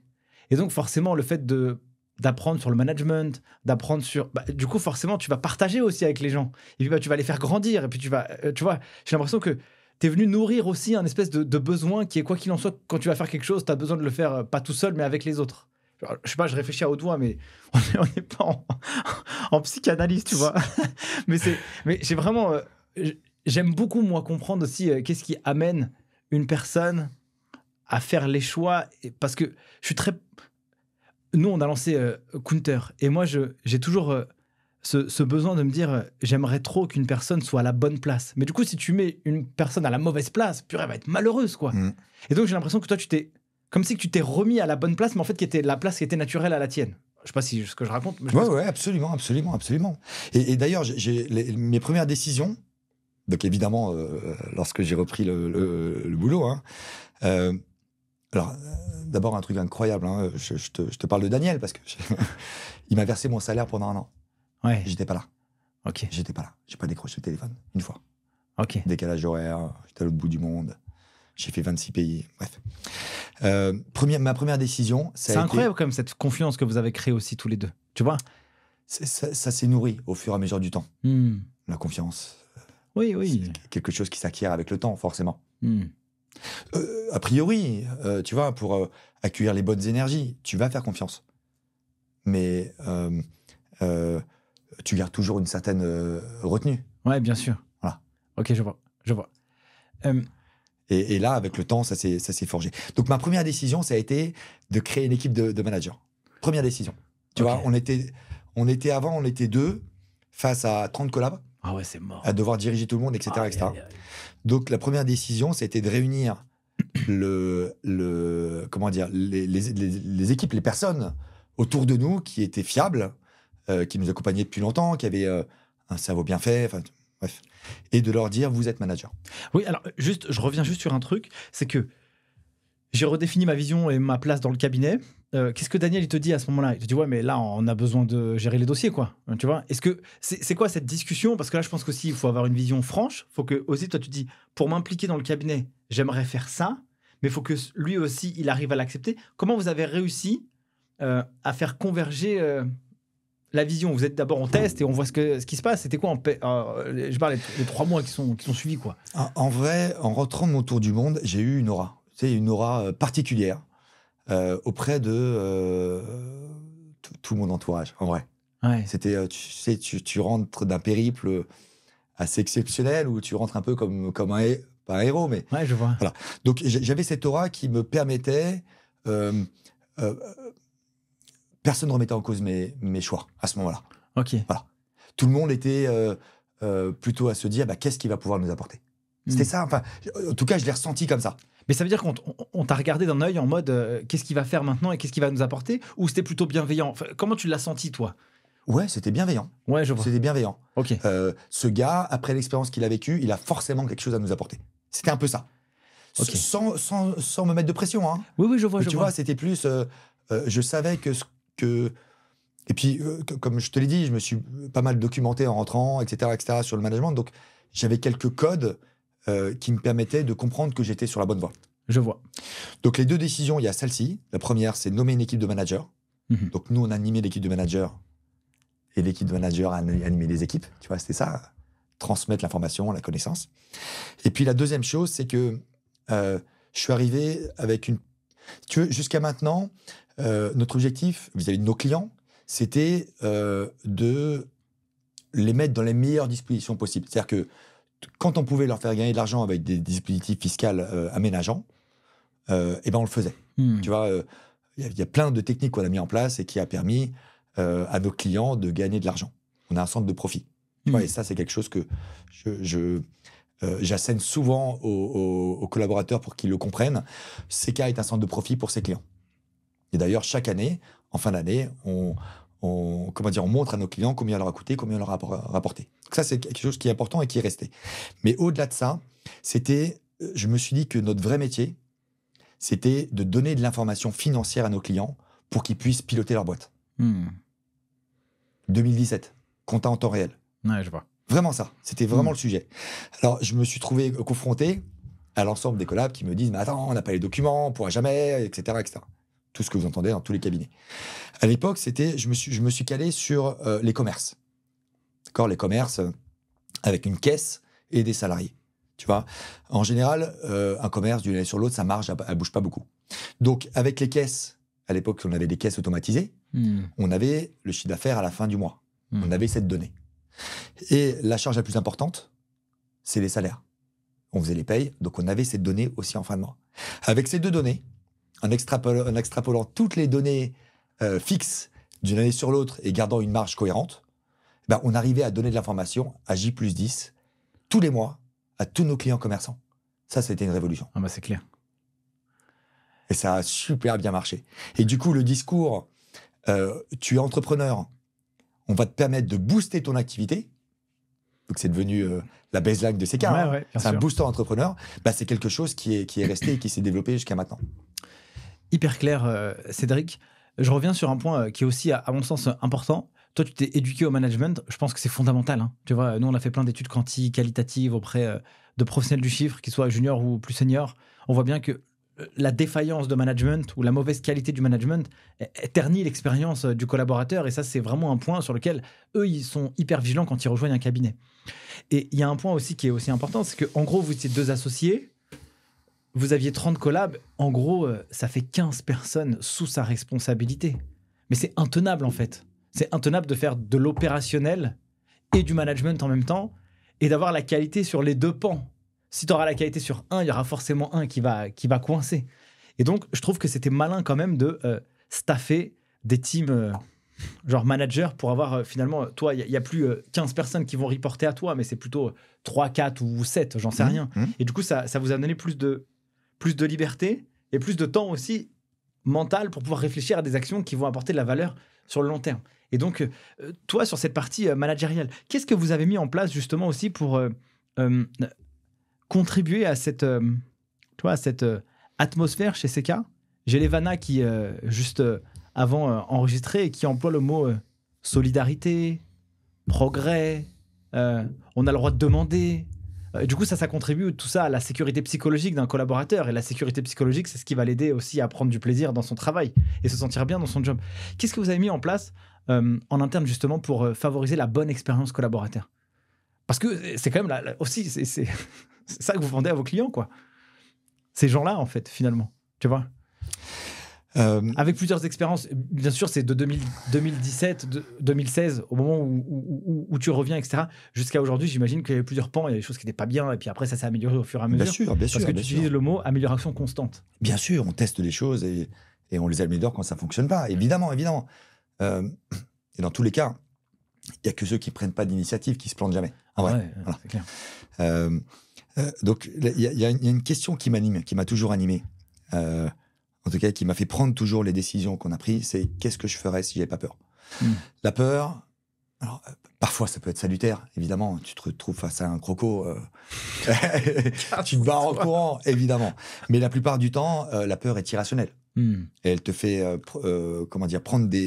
faire des choix, prendre des décisions qui sont pas forcément les bonnes. Elle te paralyse, elle t'empêche d'agir. Donc, se libérer de ses peurs, ça c'est quelque chose d'hyper important. Maintenant, comment on s'est organisé? Donc, on a défini notre équipe de managers. Si tu veux, comme tu le disais, un manager qui encadre 15 personnes, ça ne peut pas le faire. En vrai, c'est pas possible. Les équipes doivent être, un manager peut encadrer entre 5 et 8 personnes. Ouais, c'est ça en fait. Pour bien l'encadrer. C'est exactement ça, ouais. Donc, ce qu'on fait, c'est qu'on crée des échelons au fur et à mesure. C'est-à-dire qu'on a créé les managers, ensuite on a créé les chefs de mission. Et puis maintenant, on a créé un échelon, plusieurs échelons dans les collaborateurs, chefs de mission et managers, avec la possibilité de devenir associé derrière. Je m'explique. Nos collaborateurs nous donnent leur temps pour animer le cabinet, conseiller nos clients, les accompagner, véhiculer la stratégie CK, etc. Donc, ils mettent leur temps à disposition de CK pour que CK puisse réaliser sa mission vis-à-vis de ses clients. Acquérir la confiance des clients, la maintenir, etc. Tout ça, c'est fondamental pour nous. Et donc, on mise sur des talents. Mais en vrai, tout le monde a un talent. Dès l'instant où il a un bon état d'esprit. Je reprends mes bases du début. Et donc, du coup, chez CK, on favorise ça. On favorise ça tout le temps. On favorise ça au travers des conseils en management. Tu vois, les clés de management, j'ai appris... je me suis formé sur différentes clés. Et d'ailleurs, on a pu échanger tous les deux. Tu m'as offert des bouquins un peu là-dessus, etc. Donc, c'est des choses qui sont enrichissantes et qu'on partage. Tu vois, toi-même, tu m'as partagé quand on s'était vu au Congrès de l'Ordre. Et parce que là, je fais une digression sur l'économie de la connaissance. C'est quelque chose qui m'anime aussi beaucoup. J'ai un sac de riz, t'as 20 balles. Tu vas acheter mon sac de riz. On fait une transaction. Je te donne mon sac de riz, je prends tes 20 balles et on a juste fait un échange de marchandises. En vrai, de l'argent contre de la marchandise. L'économie de la connaissance, c'est différent. Je sais quelque chose, je te l'apprends et du coup, on est tous les deux à savoir connaître cette chose. Voilà. Il n'y a pas de déperdition de valeur, au contraire. Alors certes, l'économie de la connaissance, c'est du temps et de l'attention. Mais c'est quelque chose qui est fondamental. C'est-à-dire que pour nous, la récompense qu'on peut apporter à nos collaborateurs, ils ont un salaire, ils gagnent des primes sur ce qu'ils font. Et d'ailleurs, on a un panel de primes qui est assez large et on récompense au mérite de manière quantitative. J'ai jamais vu ça nulle part dans un cabinet. Et nous, on l'a écrit, ça nous a pris du temps et on l'a fait. Sur toutes les actions que le collaborateur peut mener, autant dans la gestion de ses dossiers que dans l'apport de clients ou la dispense d'une formation, etc. Tout ça est sujet à récompense pécuniaire. Mais au-delà de ça, on doit leur permettre d'acquérir encore plus de connaissances. C'est-à-dire que tous les montages optimisants qu'on peut mettre en place, on va leur livrer. On va essayer de leur apprendre. On a tout un programme de formation en place qu'on a mis en place il y a 2 ans maintenant. On l'a appelé un programme de progression et qui permet d'accompagner chacun dans sa progression. L'idée, quand tu rentres chez CK, c'est que tu progresses. Et que tu passes, même si tu es rentré en collaborateur 1, que tu progresses rapidement en collaborateur 3, que tu aies ensuite l'opportunité d'encadrer.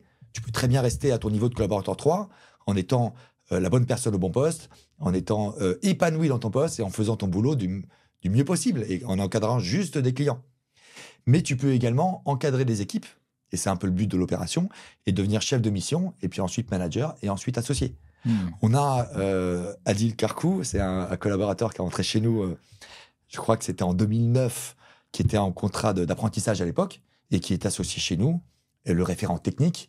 Il continue même ses formations, tu vois, et ça, c'est parfaitement naturel. C'est pas quelque chose qui nous rebute, pas du tout. Bien au contraire, on a envie que les gens progressent et de faire quelque chose ensemble. C'est vraiment ensemble qu'on a réussi à créer CK et à le développer, et c'est ensemble qu'on veut continuer. Donc oui, pour nous, ce partage de connaissances, c'est quelque chose qui est inné dans notre manière de fonctionner. Hyper clair. Tu as employé le mot tout à l'heure, état d'esprit. Pour peu que tu aies le bon état d'esprit, pour la vision CK, c'est quoi le bon état d'esprit que les collaborateurs ou que les gens qui composent le groupe doivent avoir justement pour à la fois se conformer au groupe, mais aussi pour qu'eux-mêmes puissent y prendre du plaisir, parce que ça va dans les deux sens. Toi, tu es attentif à quoi quand tu vas recruter, quand tu vois qu'il y a une personne qui intègre le cabinet, etc. C'est quoi les éléments où tu dis ça, drapeau rouge, ou ça, drapeau vert, tu vois? Alors, déjà, l'élément numéro 1, c'est l'optimisme. Tu dois être optimiste dans la vie. Tu vois, et en vrai, c'est un rempart contre le stress. Enfin, l'optimisme, ça se suffit à lui seul. En vrai, c'est une qualité qui permet de se transcender. À elle seule, vraiment. Ouais, c'est clair. Donc, pour moi, c'est l'élément numéro 1. Ensuite, la volonté de partager. Mais si tu es optimiste, tu as confiance en l'humanité. Et donc, tu as envie de partager avec les autres. En fait, on n'est jamais aussi bien que dans le partage avec sa communauté. Toujours. Et puis tout ça, ça crée des vertus. Tu vois, tu as envie de partager, donc tu as envie d'apprendre également. Et donc tu as envie d'apprendre, tu as envie de progresser. Si tu progresses et tu es en situation de réussite, tu es épanoui. Et tu donnes le meilleur de toi-même. Et du coup, tes collaborateurs, enfin les gens qui t'entourent, que ce soit des clients ou tes équipes, elles prennent ça de toi. Et du coup, chacun se trouve parfaitement épanoui, adapté à sa place dans ce dispositif. Donc c'est un cercle vertueux en vrai. En entretien, moi quand je recrute des gens, je suis attentif à une phrase, c'est quand quelqu'un me dit le problème c'est que... Et donc, quand j'entends cette phrase et que tu commences à apprendre quelque chose par le prisme du problème, du coup je suis très attentif parce que j'ai remarqué, alors naturellement c'est pas du tout documenté ou une science infuse, mais je me suis dit quand tu commences, le problème c'est que là ça va me chatouiller l'esprit, tu vois. Parce que je trouve que l'optimisme c'est une énergie et un espèce de soleil qui peut transcender des groupes, quoi, tu vois. Et du coup tu peux faire rêver aussi des gens et atteindre des objectifs que tu pensais exactement hier inatteignable, alors que ça peut se réaliser finalement. Exactement. Ça aussi, c'est important. Tu vois, on classe nos collaborateurs. Enfin, c'est quelque chose que j'apprends. Parce que dans les clés, tu as la prise de décision réfléchie, on en a parlé tout à l'heure, en 7 étapes. Tu as également la construction d'une équipe gagnante. Pareil, tu apprends à reconnaître les profils de collaborateurs. Et c'est la diversité de ton équipe qui fait sa réussite. Ouais. En tout cas, je rebondis déjà tout de suite sur bâtir une équipe gagnante. Je recommanderais un ouvrage de la Harvard Business Review, justement. Comment bâtir une équipe gagnante. Purée, c'est une masterclass, le truc. Et justement, quand tu parles de diversité des profils, que ce soit des diversités de compétences, de skills, de culture, etc. Du coup, en fait, et je pense que j'avais même vu une étude... je crois que c'était du groupe Accor, je crois, et qui s'était rendu compte que au sein du groupe, quand ils avaient des mixités de genre, d'ethnie, de culture, etc., qu'il y avait une productivité qui était beaucoup plus importante parce que finalement, ça se nourrit entre eux. Bon, en tout cas, je mettrai la description de l'ouvrage Comment bâtir une équipe gagnante ou piloter une équipe gagnante, pour rebondir en tout cas à ce mot-clé que tu viens de m'envoyer. Ouais, et en fait, cette équipe est fondamentale. Et effectivement, mixer les profils, c'est que tu vas mixer... c'est comme une équipe de foot. Ouais. Si dans ton équipe de foot, tu mets 11 joueurs, les meilleurs joueurs à leur place dans chacune des équipes du monde, ils vont avoir un ego un peu surdimensionné, Ouais, ça meilleurs peut. joueurs. Et du coup, l'équipe, elle va pas fonctionner très bien. Tu vois, il faut que tu arrives à mixer des profils qui sont plutôt explosifs, qui vont permettre de transformer rapidement les choses, et puis d'autres qui seront un peu plus lents et qui vont pouvoir prendre le relais. Tu vois, des personnes qui vont s'épuiser et au final terminer les tâches importantes. Carrément. Donc voilà, tout ça, c'est des choses qui se pensent et qui se réfléchissent. C'est les techniques qui te permettent de construire ton équipe. Par contre, donc- attends, juste Ouais. une chose, Cédric, à ce sujet. Ouais. Y aurait-il pas un risque, tu vois, de... Alors, moi, j'ai déjà ma réponse à la question un peu parce que j'ai un peu théorisé le sujet. Mais du coup, on va mixer des profils. T'en as un, il est très fonceur, quoi. Et puis l'autre, il est doucement, tu vois, je veux faire les choses étape par étape. À l'époque, quand je maîtrisais pas le management, moi, je suis plutôt fonceur et celui qui prend du temps, ça me rend dingue, en fait. Et du coup, j'arrive pas à travailler avec lui. Et donc, ça peut créer un peu de la friction. Et inversement, il se dit, mais il est fou, il est cinglé celui-là, tu vois, il va trop vite, en fait, tu vois. Du coup, comment on arrive justement à trouver le juste équilibre pour que ces deux-là, ils puissent se comprendre et converger dans l'objectif commun. Je sais pas si tu as un retour d'expérience à ce sujet ou pas. Mais je pense que c'est une question que tu pourras poser à mon associé Jonathan. Ouais. Parce que j'ai fait un truc quand il est arrivé. Tu vois, je connaissais même pas ces techniques. Je les ai appris après. Je l'ai mis avec une personne qui est associée aujourd'hui, qui s'appelle Julien Declercq, Ah, Juju. que tu connais bien certainement. Et tous les deux, ils ont des profils opposés. Ah, mais tu m'étonnes. Oh là là, c'est clair. Ah, bah, c'est visible, hein. Direct. Exactement. Ok. Et ça a marché. Ouais, je vois. Tu vois, aujourd'hui, tu les vois tous les deux, ils sont hyper en phase, etc. Mais bien que tu en as un qui est fougueux, Jonathan, Ah, tout tu fou. m'étonnes. Une idée à la minute, presque. Et quand on est ensemble, alors là, ça part dans tous les sens. Et Julien, qui est beaucoup plus réfléchi, mais qui arrive vraiment à poursuivre nos projets. C'est-à-dire que souvent, pas souvent, parfois, on a tellement d'idées qu'il y a des projets qu'on met pas en route. Ou qu'on met en route et puis après on passe à un autre sujet. Tu vois, on n'a pas le temps de... Et ben Julien, lui, ces sujets-là, ça arrivait plusieurs fois qu'il les suive de son côté sans même nous en parler. Ouais, je vois. Et un jour, il ressort en disant, voilà, vous vous souvenez le projet qu'on a mis en place Eh ben, il est sur là. l'école de formation ou des trucs. Et ben voilà, le projet, il est là, il continue, et puis il a fait tant de chiffres d'affaires cette année. Et voilà, sans même qu'on s'en soit aperçu. Ok. Et donc... Hyper clair. il faut que chacun comprenne également l'intérêt qu'il a à bosser avec des personnes qui ont un profil différent. Voilà. Hyper. Et ça, c'est quelque chose qu'on apprend. Ouais, ça c'est important. Je pense que ça c'est un bon enseignement. En tout cas, moi je sais que j'ai appris aussi à travailler avec d'autres typologies de profils. Alors nous on utilise un peu le profil disque en interne. C'est avec les couleurs, le rouge, le vert, le jaune et le bleu. Et donc chaque typologie de couleur, elle a son état d'esprit. Le rouge il est très fonceur. Bon, vas-y, il va la tour de Pise, mais en tout cas il va y aller, il va construire. Peut-être les fondations, elles sont pas ouf, tu vois. Et puis il y a le profil bleu, c'est attends, laisse-moi réfléchir, analytique, tac, ok, process, étape, bam, bam, bam, on va construire le truc. T'as l'influent, lui, il va plutôt vendre, il est bon vendeur. Et puis t'as le vert, lui, c'est un jardinier, quoi. Il est là pour planter et que tout le monde se sente bien. Et du coup, nous, ce qu'on a fait en interne, c'est toi, ton profil, tu vas me le donner et moi, je vais te donner le mien. Et comme ça, en fait, quand toi, tu vas communiquer avec moi, tu sais ce qui me sensibilise. Et moi, inversement, quand je vais communiquer avec toi, je sais exactement le schéma qui va rentrer le plus facilement dans ton état d'esprit avec ta lecture des choses. Et donc, tu vois, en interne, j'ai une personne, genre un profil bleu, et je sais que quand je fais un one-to-one où je discute avec elle, bah, faut que je m'arrête, faut que je me pose. Ah, en fait, étape 1, 2, 3, 4. Mais avant, j'aurais été jamais incapable de faire ça. Tu vois, je t'aurais donné l'information, et puis tu te débrouilles, et si je vois que ça vient pas, ça va me casser la tête. Mais du coup, c'est de ma faute, en fait, parce que je me suis pas bien adapté à elle. Du coup, moi, c'est ce truc-là. Et cette complémentarité, en fait, c'est une richesse de dingue. Et là où faire gaffe, c'est de se dire, bah, je vais manager les gens comme j'aimerais l'être. Sauf qu'en fait, on est tous différents et c'est là où il faut faire gaffe, tu vois. Je trouve que c'est intéressant parce que là, tu illustres très bien. Alors moi, CK, ça fait depuis 2017. Je connais parce que ça fait depuis 2017 que je suis client.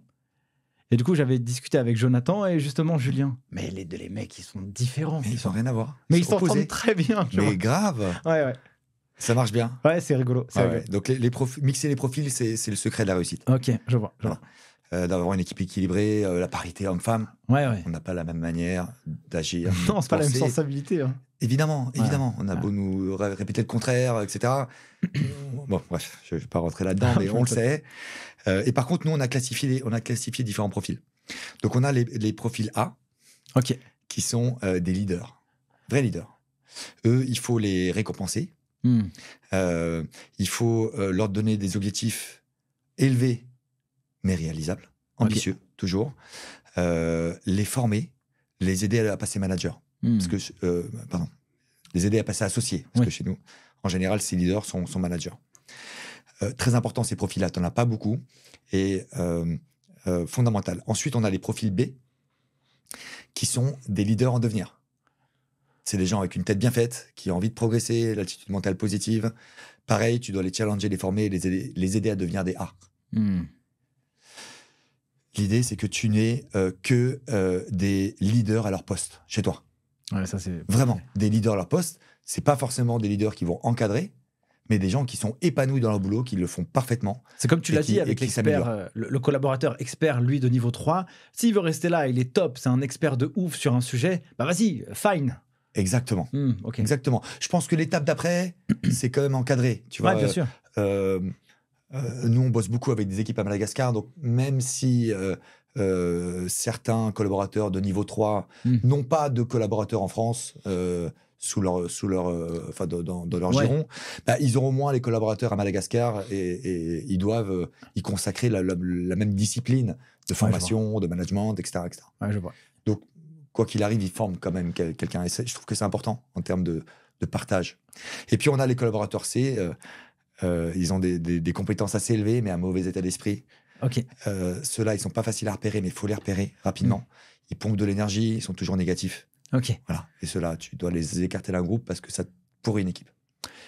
Du coup, c'est bien aussi d'apporter ça. Comment on fait pour les voir? Et finalement, c'est pas facile de se dire, écoute, désolé, mais en fait, ça marche pas, quoi. Tu vois? Écoute, ça fait partie de la sélection que tu dois faire pour que ton groupe il soit performant et qu'il puisse évoluer de manière positive. Tu vois, tu dois avoir ces remparts autour du groupe. Tu peux pas... mais par contre, il faut le déceler rapidement. Et en fait, si une personne agit comme ça dans ta structure, c'est qu'il n'est pas épanoui chez toi. Et lui permettre d'aller trouver sa place ailleurs, c'est également lui rendre service. Moi, franchement, en fait, c'est une décision difficile à prendre, mais en fait, qui est vertueuse à la fois pour le groupe existant, mais pour la personne qui s'en va, parce qu'elle va faire briller sa lumière autre part. Exactement. Ou alors, si elle a vraiment le mauvais état d'esprit, du coup, elle va pas s'en sortir bien dans la vie, quoi. Ou alors, ça va être chiant pour celui qui va la voir après. Bon, ça, c'est moi qui le dis, mais en tout cas, ça peut être la conséquence, tu vois, des choses. Ok, hyper clair, hyper intéressant. Comment tu vis, là, ta vie d'entrepreneur? Tu es expert comptable entrepreneur, là. Je m'éclate. En ce moment, je m'éclate. Je fais plein de projets en même temps, à la fois pour CK et en dehors de CK. Alors, chez CK, déjà, comme je te disais tout à l'heure, le plus important, c'est de trouver un pilote. Donc, notre ambition, c'est de offrir aux chefs d'entreprise le panel de services nécessaires à l'exploitation de son activité, tu vois, de manière administrative. Hein. Donc, l'idée, c'est que dès l'instant où on a un pilote valable, on essaye de mettre en place une solution. Par exemple, et en vrai, je m'occupe d'un département aujourd'hui chez CK qui est le deal maker, en vrai. J'ai des clients, des startups qui cherchent de l'argent. J'ai des clients qui ont déjà de l'argent et l'idée, c'est de les faire se rencontrer et de participer à des levées de fonds. Tu vois, ça, c'est un truc que je fais, j'adore. Et du coup, en 2019, on a rencontré un jeune entrepreneur qui s'appelle Antoine... je n'ai pas son nom, qui a créé une boîte de formation sur la data science. On a participé à une levée avec lui, tu vois, c'était quelque chose de génial. Et du coup, moi, j'ai voulu voir un peu comment ça fonctionnait, tu vois. Donc, je me suis retrouvé sur les bancs de l'école, juste avant le Covid, c'était fin 2019. Sur les bancs de l'école, mon binôme, celui qui était assis à côté de moi, il s'appelle Arnaud, et je le voyais dérouler son, comment dire, le plan, enfin tu vois, dérouler un peu, être hyper bien structuré sur la connaissance qui nous était fournie. Hein. On codait sur Python, enfin il y a des choses un peu atypiques. Et du coup, j'ai adoré son fonctionnement, et aujourd'hui, on a créé une structure ensemble, tu vois. Au gré des rencontres. Incroyable. Ok. Et on a créé une structure de financement de R&D. C'est un truc qu'il faisait de manière un peu artisanale, qu'on a structuré au sein de CK et qu'on offre maintenant aux clients de chez CK. Et c'est quelque chose qu'on duplique. En vrai, là, on a créé une boîte d'assurance, une boîte de gestion patrimoniale, tous les services qu'on apportait aux clients de manière un peu artisanale, en allant chercher des produits à droite à gauche. On essaie de structurer pour offrir un vrai service à nos clients. Comment tu vois, toi, l'avenir justement de la profession quand on entend ceux qui voilà, ça fait peur, l'IA, l'automatisation. Comment toi tu lis la suite et comment vous vous préparez justement pour affronter aussi ce monde technologique? Est-ce que c'est contre? Est-ce que c'est avec? C'est quoi ta version? Est-ce que tu as peur ou pas? Non, j'ai pas peur. En vrai, j'ai pas peur. J'ai pas peur parce que je me rappelle toujours cette phrase: qu'est-ce que je ferais s'il n'y a pas peur? L'IA, si tu veux, de tout temps, l'homme a cherché à améliorer son confort.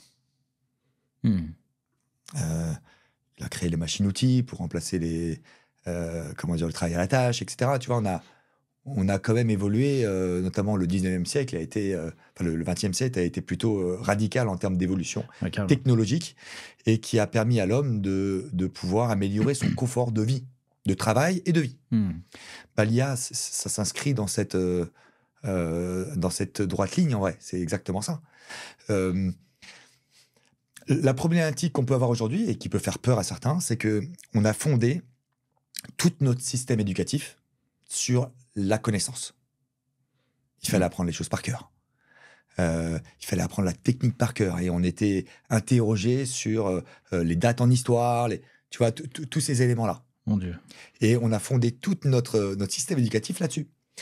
Et quand on s'aperçoit, au final, que les robots peuvent faire mieux que nous sur cette partie-là, en termes de connaissances, c'est un monde qui s'effondre. Tu vois, et c'est pour ça qu'il y a une remise en cause aujourd'hui et que tout le monde se pose la question de savoir est-ce que ça va pas remplacer l'homme. Mais en vrai, c'est un faux débat. C'est juste que on devrait plus apprendre... je pense que l'éducation va changer, en tout cas dans notre civilisation occidentale, et qu'on va plus aller vers un mode d'apprentissage des soft skills. Savoir comment bien fonctionner ensemble. Il n'y a qu'à l'école où on travaille seul. Il n'y a qu'à l'école où on travaille contre les autres sur des concours, etc.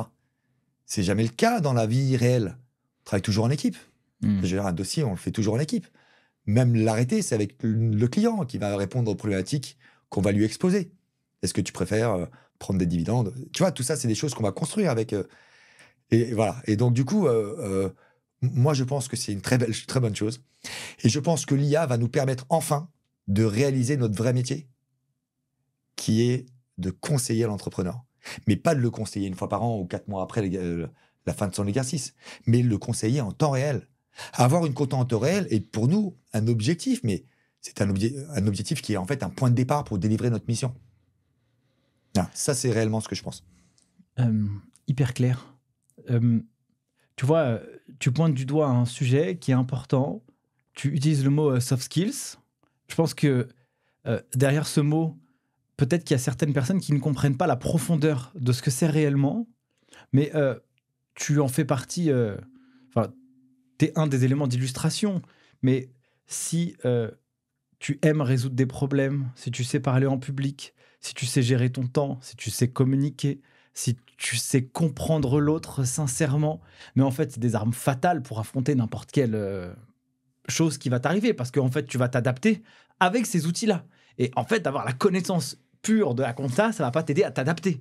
C'est en fait finalement tous ces petits éléments qui sont finalement, tu vois, on a l'impression que ça, on voit ça que dans les livres de management ou je sais pas où, et que ça sert à rien. Mais en fait, l'entrepreneur, il a une multitude de soft skills. Et c'est pour ça qu'aussi, il est résilient, tu te prends un contrôle fiscal, URSSAF, ou alors ton business, ça marche pas, comment tu te réajustes et tu te réadaptes. Bah, du coup, c'est toutes ces armes que tu vas chercher chez toi. Et donc là, je te rejoins, mais 1000 fois sur ce sujet, sur s'il y a des gens qui ont peur de l'IA, ils devraient avoir peur qu'ils n'ont pas de soft skills dans leur bagage. C'est surtout ça qui devrait leur faire peur, et pas l'IA, du coup. Absolument, absolument. Je suis assez d'accord. Et je te dirais même que on s'est souvent posé la question qu'est-ce qui est le plus important dans l'entreprise? Tu vois, est-ce que c'est notre stratégie Mais on est tous revenus. C'est la culture d'entreprise qui est hyper importante. Ah ouais, non. Elle éclate la stratégie, elle la met au sol. Ah ouais. C'est-à-dire que dans un monde qui change vite, le fait de pouvoir s'appuyer sur une culture pour se réinventer, c'est fondamental. S'adapter aux situations nouvelles, ça, c'est quelque chose de fondamental. Et je sais que chez CK, c'est quelque chose qu'on a travaillé depuis longtemps. On a une culture d'entreprise qui est forte. Tu peux le voir quand tu... Ouais, c'est clair. Et ça, c'est la principale réussite, en vrai, de CK. C'est d'avoir réussi à véhiculer cette culture et de pouvoir s'appuyer dessus sur toute transformation qui opérait. On n'a pas peur des changements, pas du tout. Au contraire, on épouse les changements. On était... j'ai rencontré Régis Samuel en 2017. Tu vois, et quand il m'a expliqué sa vision qu'il voulait faire, Régis Samuel, c'est le fondateur de MyUnisoft. Exactement. Quand il m'a expliqué sa vision, mais c'était tellement en phase avec ce qu'on a voulu construire. Je te dirais que Arnaud Doyon, que j'ai rencontré récemment sur Time, pour un projet qu'on a avec Time, pareil, il avait cette même philosophie depuis le démarrage, tu vois. Ouais. Donc c'est pas anodin en vrai lorsque tu vois que ces personnes-là sont un peu leaders du marché aujourd'hui. Une culture d'entreprise forte, des soft skills, c'est ce qui permet vraiment de pouvoir progresser. D'ailleurs, j'ai reçu ces deux personnes, tu vois, sur le podcast, et en t'écoutant là, c'est vrai que tu vois, ce sont pas des personnes qui vont stresser, ils vont être dans la résolution de problèmes, écouter le marché, y répondre aux besoins, avoir une vision sur le long terme. Tu vois, on est au-delà de la technique là. Bien sûr. Et ouais, en tout cas, c'est important pour moi de faire passer le message. Et là, tu fais parler du message de la culture d'entreprise. C'est vrai que chez CK, vous avez une culture qui est assez unique dans les cabinets. Et tu vois, alors moi, j'apporterai aussi ma vision côté entrepreneur, parce que moi, je suis chez CK depuis 2017 et j'ai vu aussi l'évolution en termes d'accompagnement. Et je me rappelle, donc j'ai quelqu'un qui bosse avec nous qui s'appelle Mathéus. Et donc, Mathéus, c'est un mec incroyable, il est top. Mais du coup, quand je le vois au début, je dis fais gaffe, parce qu'au début, dans mes quelques petites expériences, il y a ça qui était bien, ça c'était moins bien. Moi, je me suis pas trop attardé sur le sujet de la compta, de la gestion, mais fais gaffe, Coco, j'étais à l'œil, quoi. Et donc, finalement, je pense que là, il a été hyper résilient. Et franchement, je dois admettre que le niveau de qualité, il était vraiment top. Et je lui ai dit, écoute, en interne, on fonctionne avec des OKR. J'ai un OKR pour chaque mois. Et pour l'année dernière, je dis, moi, j'ai besoin d'avoir mes 3 bilans de mes 3 sociétés à J+15. J+15, c'était validé, quoi. Et là, je lui ai dit J+10. Il m'a dit, Nicolas, t'inquiète, J+10, c'est OK. Et en fait, finalement, lui, il s'est adapté à mon besoin parce que j'avais besoin d'avoir des données financières qui soient claires et en temps réel pour prendre des décisions. Tu vois, on a lancé Counter, on a les geeks des chiffres. On ne peut pas faire n'importe quoi en mode... écoute, dans 6 mois, on se capte et on ne sait pas ce qu'on fait. Tu vois, c'est day to day, quoi, qu'il faut piloter. Et du coup, je dois aussi admettre que cette culture que tu me transmets là, je l'ai aussi vue côté client. Et j'ai trouvé que c'était appréciable, tu vois. Et j'ai senti aussi un vrai progrès à mon sens, tu vois. À mon niveau, j'ai dit waouh, tu vois, c'est cool. Donc là, c'est un feedback que je te fais, mais vraiment... merci pour ça. Général aussi. Et le fait de s'appuyer sur des collabs comme ça, ou des équipiers à l'intérieur, je trouve que c'est hyper cool. Et donc, déjà, je fais une dédicace à Mathéus parce que c'est un super gars et aussi un très bon professionnel, tu vois. Et donc... Bon, je sais pas pourquoi je raconte ça, mais en tout cas... Si, mais c'est important. C'est-à-dire qu'on transmet à nos équipes l'amour de leurs clients. Ça paraît être un gros mot, l'amour. Tu vois. Ouais, je comprends. Ouais. Mais c'est vraiment quelque chose d'important pour nous. C'est-à-dire que l'attention que nous, on a toujours portée à nos clients, on veut le transmettre à nos équipes. Et également, on transmet à nos équipes l'amour que nous, on peut avoir pour eux. Tu vois bien sûr. Ce que je te disais tout à l'heure en off, je crois, c'était... on a mis un programme de formation en place qu'on est en train de délivrer là, octobre, novembre, décembre, et qui permet de transmettre à nos collaborateurs des informations à la fois techniques, formées sur des outils, simplement, ou formées sur des montages, donc la valeur ajoutée assez importante. Tu vois, on leur explique qu'on est capable de faire ça aussi. Et également, on leur transmet des clés. Des clés où tu deviens leader de ta propre vie. Et tout ça, c'est quelque chose qui est... et que le collaborateur reste ou pas, qu'il aille profiter de tous les enseignements qu'on lui a fournis pour aller soit créer son propre cabinet tout seul, etc. Ça ne nous dérange pas. Parce que c'est une contrepartie, en vrai. Et ça fait partie de notre ADN. Mais on doit livrer ça. Ouais, c'est ouf. En fait, t'as rien à y perdre, en fait, d'avoir cette rétention d'information. T'as tout à y gagner. Parce que quoi qu'il arrive, dans le give back, parce que comme tu l'as dit, tu donnes sans attendre en retour. Quoi qu'il arrive, tu vas donner. Soit ça va rayonner pour ton propre cabinet, soit ça va rayonner pour la personne. Quoi qu'il en soit, en termes de karma, t'es bien, quoi. Tu vois. Exactement. Et un truc qu'on a mis en place aussi récemment, c'est on donne de la visibilité sur la progression de chacun. Ça, c'est vraiment quelque chose d'important. C'est-à-dire que avec les expériences qu'on a, je t'ai expliqué tout à l'heure qu'un apprenti est devenu associé, chez CK, tu es capable de progresser. Et vite. Tu vois, Jonathan, il est rentré en 2014 chez nous, il connaissait rien. Et puis, il est bon, certes. Il est assez atypique et assez excellent dans ce qu'il fait. Mais il est rapidement devenu associé. En 2020, il était associé, 6 ans après. Tu es capable de progresser. On te donne la possibilité, les moyens de pouvoir évoluer et de rapidement performer. C'est-à-dire que même les experts comptables stagiaires qui sont chez nous, ils savent que s'ils ont envie de développer avec CK, s'ils ont envie de créer leur propre cabinet, on est capable de les accompagner, on est capable de le faire avec eux et de leur laisser une place à part entière. Voilà. Et ça, c'est quelque chose, je pense, qui est fondamental. Quand tu peux te projeter, on ne dit pas que tu vas le faire, mais tu as la capacité de te projeter dans l'équipe dans laquelle tu es avec des considérations où le talent est valorisé, le mérite est valorisé. Des éléments comme ça qui sont hyper cohérents et fondateurs d'une équipe, j'aurais adoré avoir cette opportunité quand on a démarré. Ouais. On parle de culture d'entreprise, le fait d'avoir des éléments fondateurs, le fait d'avoir de la solidarité. Quand on s'est rencontrés alors attends, c'était au congrès à Marseille, mais je crois que juste la semaine précédente, vous aviez fait avec CK un événement à Ibiza, c'est ça, avec plusieurs éléments. Alors, c'est pas que je veux montrer le fait que partir en voyage avec l'équipe, c'est cool, sauf que c'est quand même très cool, tu vois. Mais raconte-moi aussi l'intérêt de faire ce genre d'événement. Qu'est-ce que vous y faites? Qu'est-ce qui se raconte à l'intérieur? Quelle est l'énergie qui en ressort? Comme ça, j'aimerais aussi comprendre pour qu'on puisse tu vois, visualiser ce genre d'événement. Finalement, qu'est-ce qu'on en retire comme résultat pour tout le monde? Alors, déjà, faire des séminaires, c'est quelque chose d'essentiel dans notre dispositif. Récompenser, fêter les réussites collectives. Tu vois, ça, c'est quelque chose qu'on a fait... les premiers séminaires, on partait à 2 avec Daniel. Tu vois, on allait se faire une bouffe. C'est trop bien. Trop bien. Ouais, et c'était même pas réfléchi, tu vois.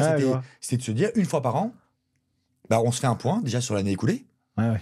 On essaie de définir l'avenir, ce qu'on aimerait. Et puis même, c'est un moment qu'on passe ensemble, on a envie de s'éclater. Ouais. Tu vois. Et donc, ça fait... J'ai l'impression qu'on a toujours fait ça. On a fait des séminaires en Guadeloupe, en Martinique, etc. Alors, pourquoi on fait ça? Parce que d'abord, on s'éclate. Moi, je prends beaucoup de plaisir. Faut s'amuser aussi un peu, Ouais, c'est important. En fait, tu vis le plus clair de ton temps éveillé au bureau, avec tes collègues de travail. Autant que ça soit plaisant. Ouais, carrément. Si tu bosses pour des raisons qu'alimentaires, je dis pas que tu as besoin de gagner de l'argent aussi, hein, mais si la raison n'est qu'alimentaire, c'est un peu pauvre. C'est triste, quoi. C'est triste. C'est le chemin qu'il faut apprécier, tu vois. C'est que quand tu te lèves le matin, est-ce que tu vas être content de voir les gens, content d'atteindre ta vision, de faire ton taf, apporter la valeur. Tu partages un truc génial. Ouais, je vois. Et quand on reconnaît le talent que tu peux avoir dans telle et telle chose, c'est hyper épanouissant. Tu vois, hyper valorisant. Donc le fait de partir, c'est déjà une récompense collective. Tu vois, on récompense une année. En vrai, on avait prévu de faire 14 millions. Et on a fait 16. Incroyable. Donc, on est tous partis à Ibiza et on s'est éclaté. C'était un cadre de fou. On était, je sais pas si tu connais Ibiza, mais... J'ai jamais été, mais... T'as tous les gros hôtels, boîtes de nuit, oui, etc. Oui. Bon, on était à côté. On était à Playa de Bossa, tu vois, dans un complexe super, etc. Et l'idée, c'est que on a fait... Alors, là-bas, on a enchaîné, on est resté une semaine, nous, les managers. On a fait deux matinées de séminaire manager, parce que du coup, on le dissocie vraiment du séminaire groupe. Donc, dans le séminaire manager, on se fixe des objectifs entre managers et on revoit la stratégie globale du cabinet ensemble. OK. Parce que nos décisions, on les prend ensemble. Ouais. Entre associés, entre managers, chacun a son mot à dire dans une équipe. Et on veut que ça soit reproduit entre les managers et leurs équipes. Tu vois, chacun a son mot à dire. L'idée, c'est on transmet l'information et ensuite on prend... Enfin, j'apprends beaucoup, moi, de tout le monde. Les collaborateurs peuvent venir me voir à n'importe quel moment pour me donner des idées ou des réflexions. La créativité, c'est quelque chose d'important. On a un métier comptable, mais pour autant, je trouve qu'on est hyper créatif. Quand on imagine des montages et qu'on les adapte, c'est créatif à mort. C'est carrément. Mais oui, putain, on est super créatif. C'est vrai, hein, c'est un métier qui, en général, est assez dévalorisé. Et nous, on redonne du sens à notre métier. On redonne du sens on donne de la valeur à la compta. Pareil, on ne va pas se bagarrer sur des prix. Aujourd'hui, on sait bien qu'il y a des gens qui cassent les prix et c'est pas là-dessus qu'on va se bagarrer. Par contre, on veut redonner de la valeur à notre métier. Voilà, pour que ça ait du sens, etc. Donc, à Ibiza, on définit... donc, on refait un petit historique. Là, c'est important. Ce que tu pointes du doigt, je recommande un ouvrage qui s'appelle « Passer de la performance à l'excellence ». Il est chiant à lire. Je ne vous le recommanderais pas de le lire. Mais par contre, la synthèse de ça, c'est que tu as la vision des dirigeants, mais que la vision, il la réajuste avec le top management parce qu'on n'a pas ce prisme de dire qu'on a raison. C'est que collectivement, on aura raison et c'est que collectivement, on va affiner cette stratégie. Et donc, en fait, là, c'est un peu ce travail que vous êtes en train de faire en post-séminaire groupe. Mais en fait, je suis pas dans la saisie, moi. Je sais pas comment ça se passe. Enfin, je l'ai fait pendant des années. Hein. Non, mais je comprends l'idée, bien sûr. Mais c'est plus ton job, quoi. Oui, et donc c'est ceux qui le font qui peuvent trouver les techniques pour l'améliorer. Bah oui, de ouf. Aujourd'hui, on a des outils qui permettent d'améliorer sensiblement notre taf. C'est vrai, la production, en vrai, la déclaration. J'ai jamais vu un client qui nous a applaudi parce qu'on avait bien saisi une compta ou bien fait des déclarations. Ouais. Ça n'existe pas. Tu vois, donc donner du sens à ce qu'on fait, donner de la valeur à la compta, c'est de montrer aux dirigeants, avec les chiffres que j'ai réussi à arrêter parce que tu m'as transmis l'information en temps et en heure, ou que je suis allé la chercher auprès de tes fournisseurs directement et ta banque, etc., bah, ça me permet de te délivrer du conseil et te dire, voilà, le mois dernier, ce que tu as fait, c'est bien, tu continues comme ça, tu auras un beau bénéfice à la fin de l'année, ou attention, ta masse salariale est peut-être un peu trop élevée, ou pas assez, regarde si ton effectif n'est pas en train de tirer la langue. Et bien ça, tu peux leur donner cette information parce que ta compta est à jour. Tu vois, et donc la valeur, elle est là. Et redonner de la valeur à la compta, c'est ça, vraiment. Donc ça, c'est... Et essayer d'améliorer notre dispositif pour avoir une compta en temps réel, et ben on doit se reposer sur les sachants. Et les sachants, c'est nos collaborateurs. Hyper clair. Ok, ça marche. Donc, il y a cette phase stratégique, co-construction de la stratégie, matérialisation de la stratégie. Et du coup, après, qu'est-ce qu'il en ressort ? Je te laisse poursuivre. Donc, au séminaire, donc, ouais, voilà, on évalue tous ces points-là, on explique. Il y a une transparence qui est réelle, qui peut parfois surprendre. Ça surprend les gens qu'on soit aussi transparent sur notre ambition, notre stratégie, etc. Mais pour autant, elle est fondamentale. Comment est-ce que tu génères de la confiance chez l'autre ? Par la transparence. Comment tu génères de l'envie ? Par ta stratégie. Voilà. Et donc, ces éléments sont essentiels. Donc, une stratégie ambitieuse, des objectifs ambitieux. Et là, on s'en est fixé un putain d'objectifs. Assez impressionnant. Mais ensuite, on explique comment on va y arriver. Et les gens adhèrent à ce processus. C'est pas tout Parce de que rêver. chacun a sa place là-dedans, tu vois. C'est pas une stratégie qui est définie en amont et on l'impose à tous. C'est une stratégie collégiale où chacun a sa place. Hyper clair. Et quand tu fais ça couplé à des fêtes de fous devant David Guetta qui mixe, enfin tu vois, et ben du coup ça marche et tout le monde revient avec la banane et envie de faire plus, d'aller vers l'objectif qu'on s'est fixé, tu vois, ensemble. Parce que quand tu fixes un objectif, ça c'est un truc qui est dingue, c'est que tout le monde se l'approprie. Et en vrai, ça devient l'objectif de tous. Carrément. Hyper clair. Masterclass, Cédric. Trop bien. Et du coup, alors, après, vous faites la présentation de la stratégie aux membres de l'équipe. Comment ça marche? Est-ce que c'est un temps dédié? Est-ce que c'est dans une salle? Alors, raconte-nous en tout cas les dessous de ça. Au séminaire, tu veux dire?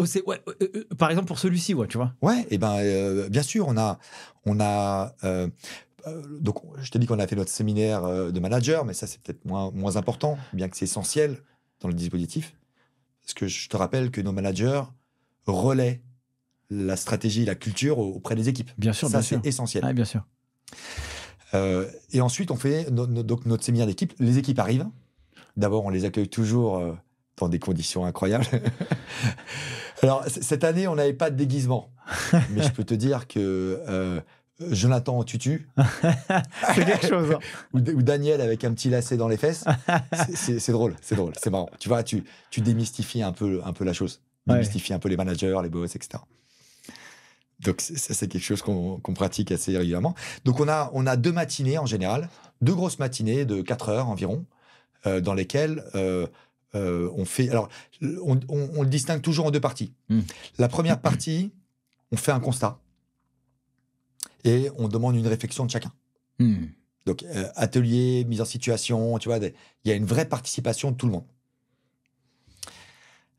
Donc ça, c'est la première journée. Chacun participe et en fait, elle nourrit la deuxième journée.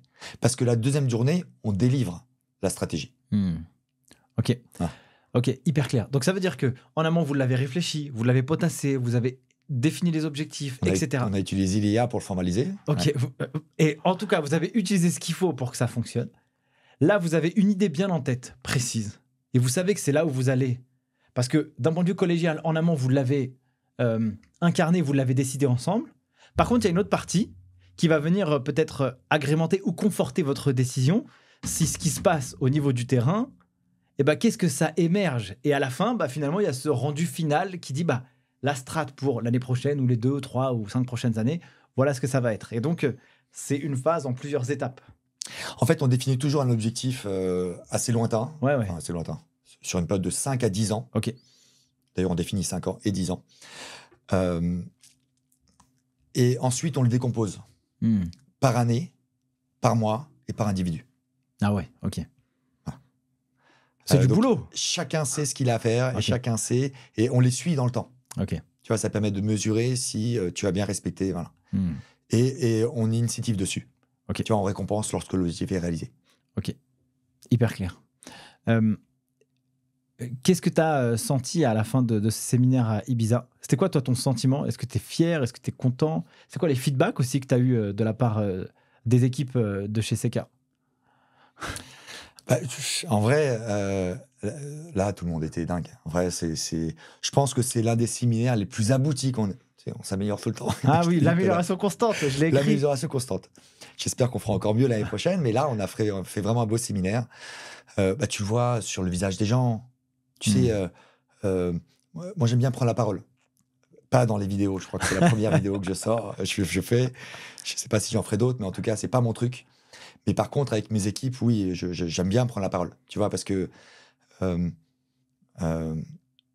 bien transmettre mes soft skills, etc.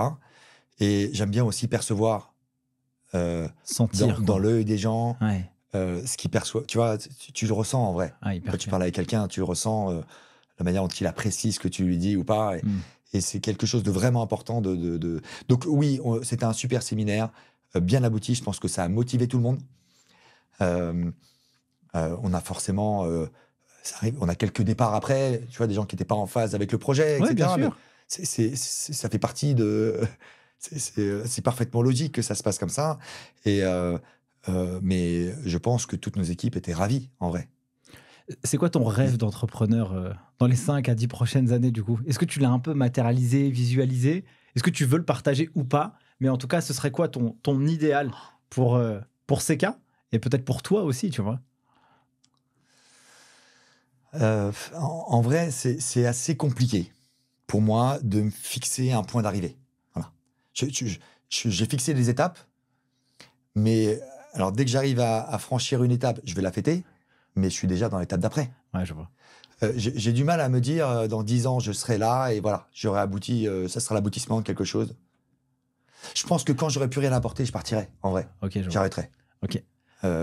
D'autres prendront le relais et j'espère que j'aurai planté la graine qu'il faut pour que l'état d'esprit de CK perdure dans le temps. Toi, ton rôle aujourd'hui, est-ce que tu discutes avec les équipes? Comment aussi on en discutait un petit peu en off, tu es beaucoup dans la stratégie aussi, tu vois. Comment aussi tu fais pour agencer, redéfinir la stratégie? Est-ce que des fois, je sais pas, tu vas discuter avec n'importe qui ou alors tu as envie de tacler un sujet? C'est quoi? Est-ce que ça se passe comme ça? Ou alors est-ce que tu as une manière complètement différente de pouvoir réaliser finalement ton travail? J'ai l'impression que tu as un job, il est unique, tu vois. Genre, t'es expert. Non, mais t'es expert comptable, mais tu as plusieurs vies d'expert comptable dans ta vie d'expert comptable. C'est intéressant aussi de donner de la projection à des jeunes qui se disent est-ce que j'hésite d'aller dans cette profession ou pas?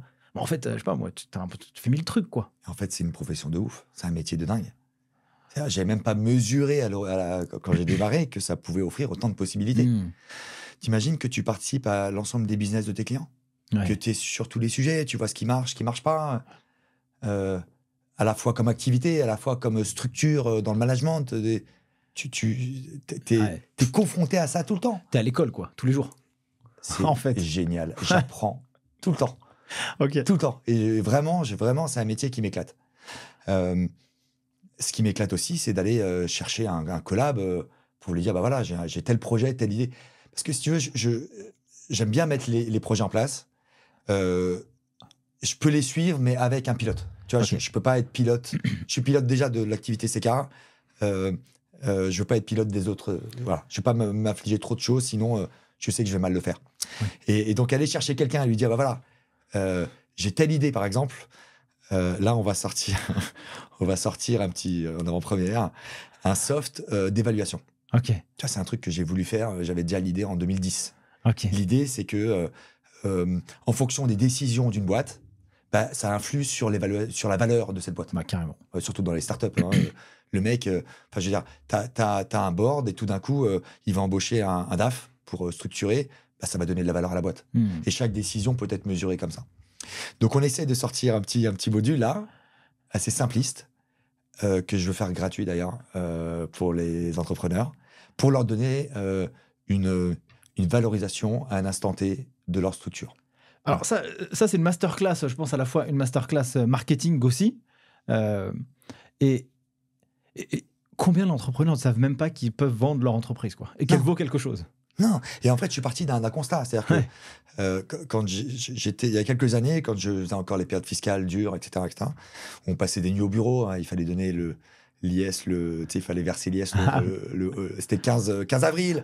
Et donc, la veille, on était au bureau avec Daniel et on allait poster ça à la Poste du Louvre. Tu vois, de con, quoi. Pour des échéances, tout, voilà. Alors que maintenant, c'est le 15 mai, mais on est toujours en retard. Tu vois, on pourrait mettre ça le 15 septembre, on serait toujours en retard. Tu vois, voilà. Donc, autant se fixer des délais courts pour que les gens soient tranquilles. Ça, c'est aussi important. Et donc, combien de fois je me suis posé la question avec Daniel, on se dit, putain, ras le cul de ce métier de merde, avec des échéances toutes pourries, viens, on vend demain, etc. Et j'aurais bien aimé avoir un soft qui me permette de dire, voilà, ma boîte, elle vaut tant. Mais si je vends demain, c'est tant. Et donc, on l'a fait pour ça. Simplement, c'est pas forcément parce que les mecs, ils veulent vendre, mais pour répondre, tu sais, quand t'es restaurateur, t'as ton cuisinier qui te plante, parce qu'il te dit, je me démissionne parce que j'en ai ras le cul, ou t'as des clients ou des fournisseurs qui te cassent les couilles. À des moments, t'as juste envie de dire, je coupe, quoi. Et donc, dans ces moments-là, t'as envie de connaître la valeur de ta boîte. C'est un peu pour ça qu'on l'a fait. Voilà. Hyper intéressant. Donc, j'ai un pilote de ça, et lui, ça lui donne, tu vois, ça lui permet de sortir un peu de son quotidien, et voilà, ça te donne une super énergie, etc. au projet, quoi. C'est vraiment génial. Hyper clair. Donc ouais, toi en fait aussi à côté de CK, il y a plein de business dans lesquels tu investis, tu interagis, tu crées. C'est quoi aussi les éléments sur lesquels voilà, tu as pris du plaisir peut-être à créer juste à côté de CK? Je sais pas s'il y a des choses sur lesquelles ou alors c'est ce que j'aimerais comprendre, c'est, tu vois, dans ta vie d'expert comptable, c'est que tu as CK, mais tu as la possibilité aussi de faire quelque chose à côté. C'est plutôt ça que j'ai envie de montrer dans le cadre de cette question, tu vois. Tu veux dire que je... Ma question n'est pas claire. Hein, non, c'est pas grave, mais je la reprends. Tu sais, dans les Toltec, il y a... Parce que les Toltec, c'est quelque chose qu'on apprend aussi chez nous. Ne pas faire de suppositions. Donc, pour ne pas faire de suppositions, il faut reformuler les questions pour être sûr qu'on est dans le thème. Merci beaucoup. En tout cas, moi, je suppose que ma question, elle était éclatée, quoi. Je l'ai bien senti. Ce que tu veux dire, c'est... est-ce que... Alors là, tu m'as donné l'illustration du soft que tu co-crées avec, avec quelqu'un. Est-ce qu'il y a d'autres projets que tu as pu co-créer? Voilà, c'est plutôt ça, à côté de ces cas. Voilà. Par exemple, quand on a créé la structure de financement de la R&D. Ah oui, oui. En fait, tu m'as déjà dit. Ou alors, quand on a créé une structure qui permet de labelliser la RSE réalisée par nos clients. Tu vois, on a des clients qui bossent avec des grosses boîtes qui sont astreints des labellisations chez leurs fournisseurs. Ouais, bien sûr. Et donc, du coup, on les aide également à se labelliser, tu vois. Comment tu fais... Qu'est-ce qui te fait passer à ce genre d'étape? C'est quoi les signaux faibles que tu identifies pour te dire que tu dois y aller? Parce que tu vois, je pense que je faisais un épisode avec un cabinet qui s'appelle Expen CPA. Et donc, justement, ils parlaient de la valorisation de leur offre dans leur cabinet et comment ils développaient de nouveaux marchés ou de nouvelles missions. Est-ce que toi, tu es au cœur, justement, de ce genre de sujet pour créer des missions additionnelles, des business additionnels? Oui, alors si tu veux, l'élément le plus important, c'est qu'on est entrepreneur. Tu vois, je le suis, Daniel, il est aussi entrepreneur. Ouais, bien sûr. Et Jonathan, évidemment, voilà. Donc, on est des serial entrepreneurs. Ok. Et donc, du coup, en tant qu'entrepreneur, je me pose toujours la question, mais de quoi j'ai besoin? De quoi nos clients ont besoin? C'est une question qui revient tout le temps. Tout le temps. Par exemple, une fois par an, on voit nos collaborateurs, nous, on voit nos managers, les managers voient leurs collaborateurs, les chefs de mission, etc. Et du coup, pour bien identifier la personne que tu as en face de toi, tu as besoin de connaître son historique au sein de chez toi. Pourquoi il est rentré chez toi? À quel poste il a démarré? Quel salaire? Quelle prime il a eu? Enfin, voilà. Tous ces éléments, on ne les a pas forcément, tu vois, c'est pas quelque chose. Et donc, du coup, je me suis dit, tous nos clients ont besoin d'avoir ces éléments pour faire leur entretien. Donc, on va leur donner, tous les ans, avant leur entretien, on leur donne toute l'information dont ils ont besoin. Une fiche d'identification de chacun de leurs salariés. Quand ils mettent l'entretien, ils savent exactement le passé, quels sont les objectifs de chacun, et ils peuvent faire leur entretien de manière totalement efficace. Ouais, carrément. Voilà, ce genre de choses, on le met en place parce que c'est un besoin qu'on ressent. Moi, dans mes entreprises, j'ai besoin d'avoir de l'information. Du coup, cette information, je la donne à mes clients. Vraiment, c'est ça. Hyper clair. On arrive à la fin de cet épisode, mon cher Cédric, déjà, qui est passé très vite. Merci beaucoup pour toute cette transparence. Pour moi, c'était un immense plaisir de pouvoir faire cette discussion. En plus, j'ai de la chance parce que si c'était le premier, je suis content que tu sois ici directement chez nous. J'ai l'habitude de poser une question à mes invités à la fin. Est-ce que la vie t'a appris quelque chose ou quelqu'un que tu as pu rencontrer dans ton parcours qui t'ont appris des choses que tu pourrais transmettre à nos auditeurs qui nous écoutent? Ça peut être un truc perso, un truc pro, mais du coup, une sagesse qu'on pourrait partager issue de ton expérience ou des rencontres que tu as pu faire.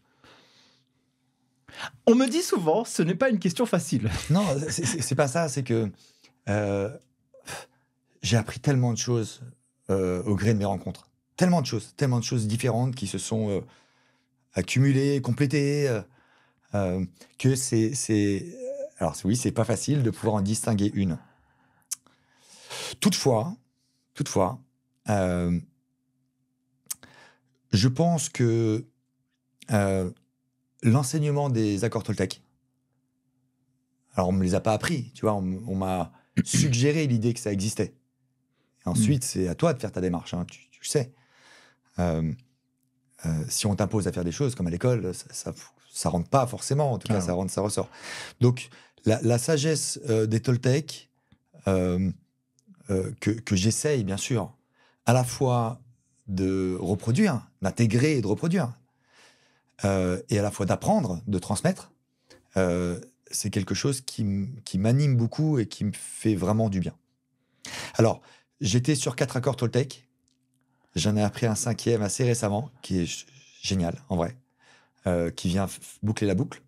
Tu veux que je répète les Toltecs? Ah ouais, justement, parce qu'en même temps que tu me parles, j'ai que ne pas faire de suppositions, donc ça tu l'as dit juste avant. Il y a, alors, pas de supposition, que ta parole soit irréprochable. Impeccable, et puis après, les autres, j'étais en train de les chercher, j'arrive plus à les trouver. Alors, que ta parole soit impeccable, c'est le premier accord, c'est quasiment le plus important. Avec la parole, on peut faire des choses incroyables comme des choses destructrices. Vraiment. Je ne vais pas aller dans le détail dans chacun, hein, mais je te les liste. Ne jamais en faire une affaire personnelle. Ah oui. Ouais. Quelqu'un qui vient vers toi et qui se vénère, c'est son problème. Toujours faire de son mieux. Si tu as fait de ton mieux, tu n'as pas à te remettre en cause. En tout cas, quelqu'un qui s'énerve, tu vois, ça va pas remettre en cause les valeurs que tu représentes.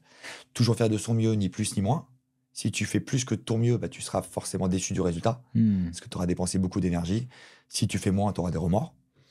Et le 5e accord, la petite cerise sur le gâteau, cultiver un scepticisme sain. Ah ouais. Et celui-là, il est fondamental. C'est-à-dire que tu as des informations qui te parviennent.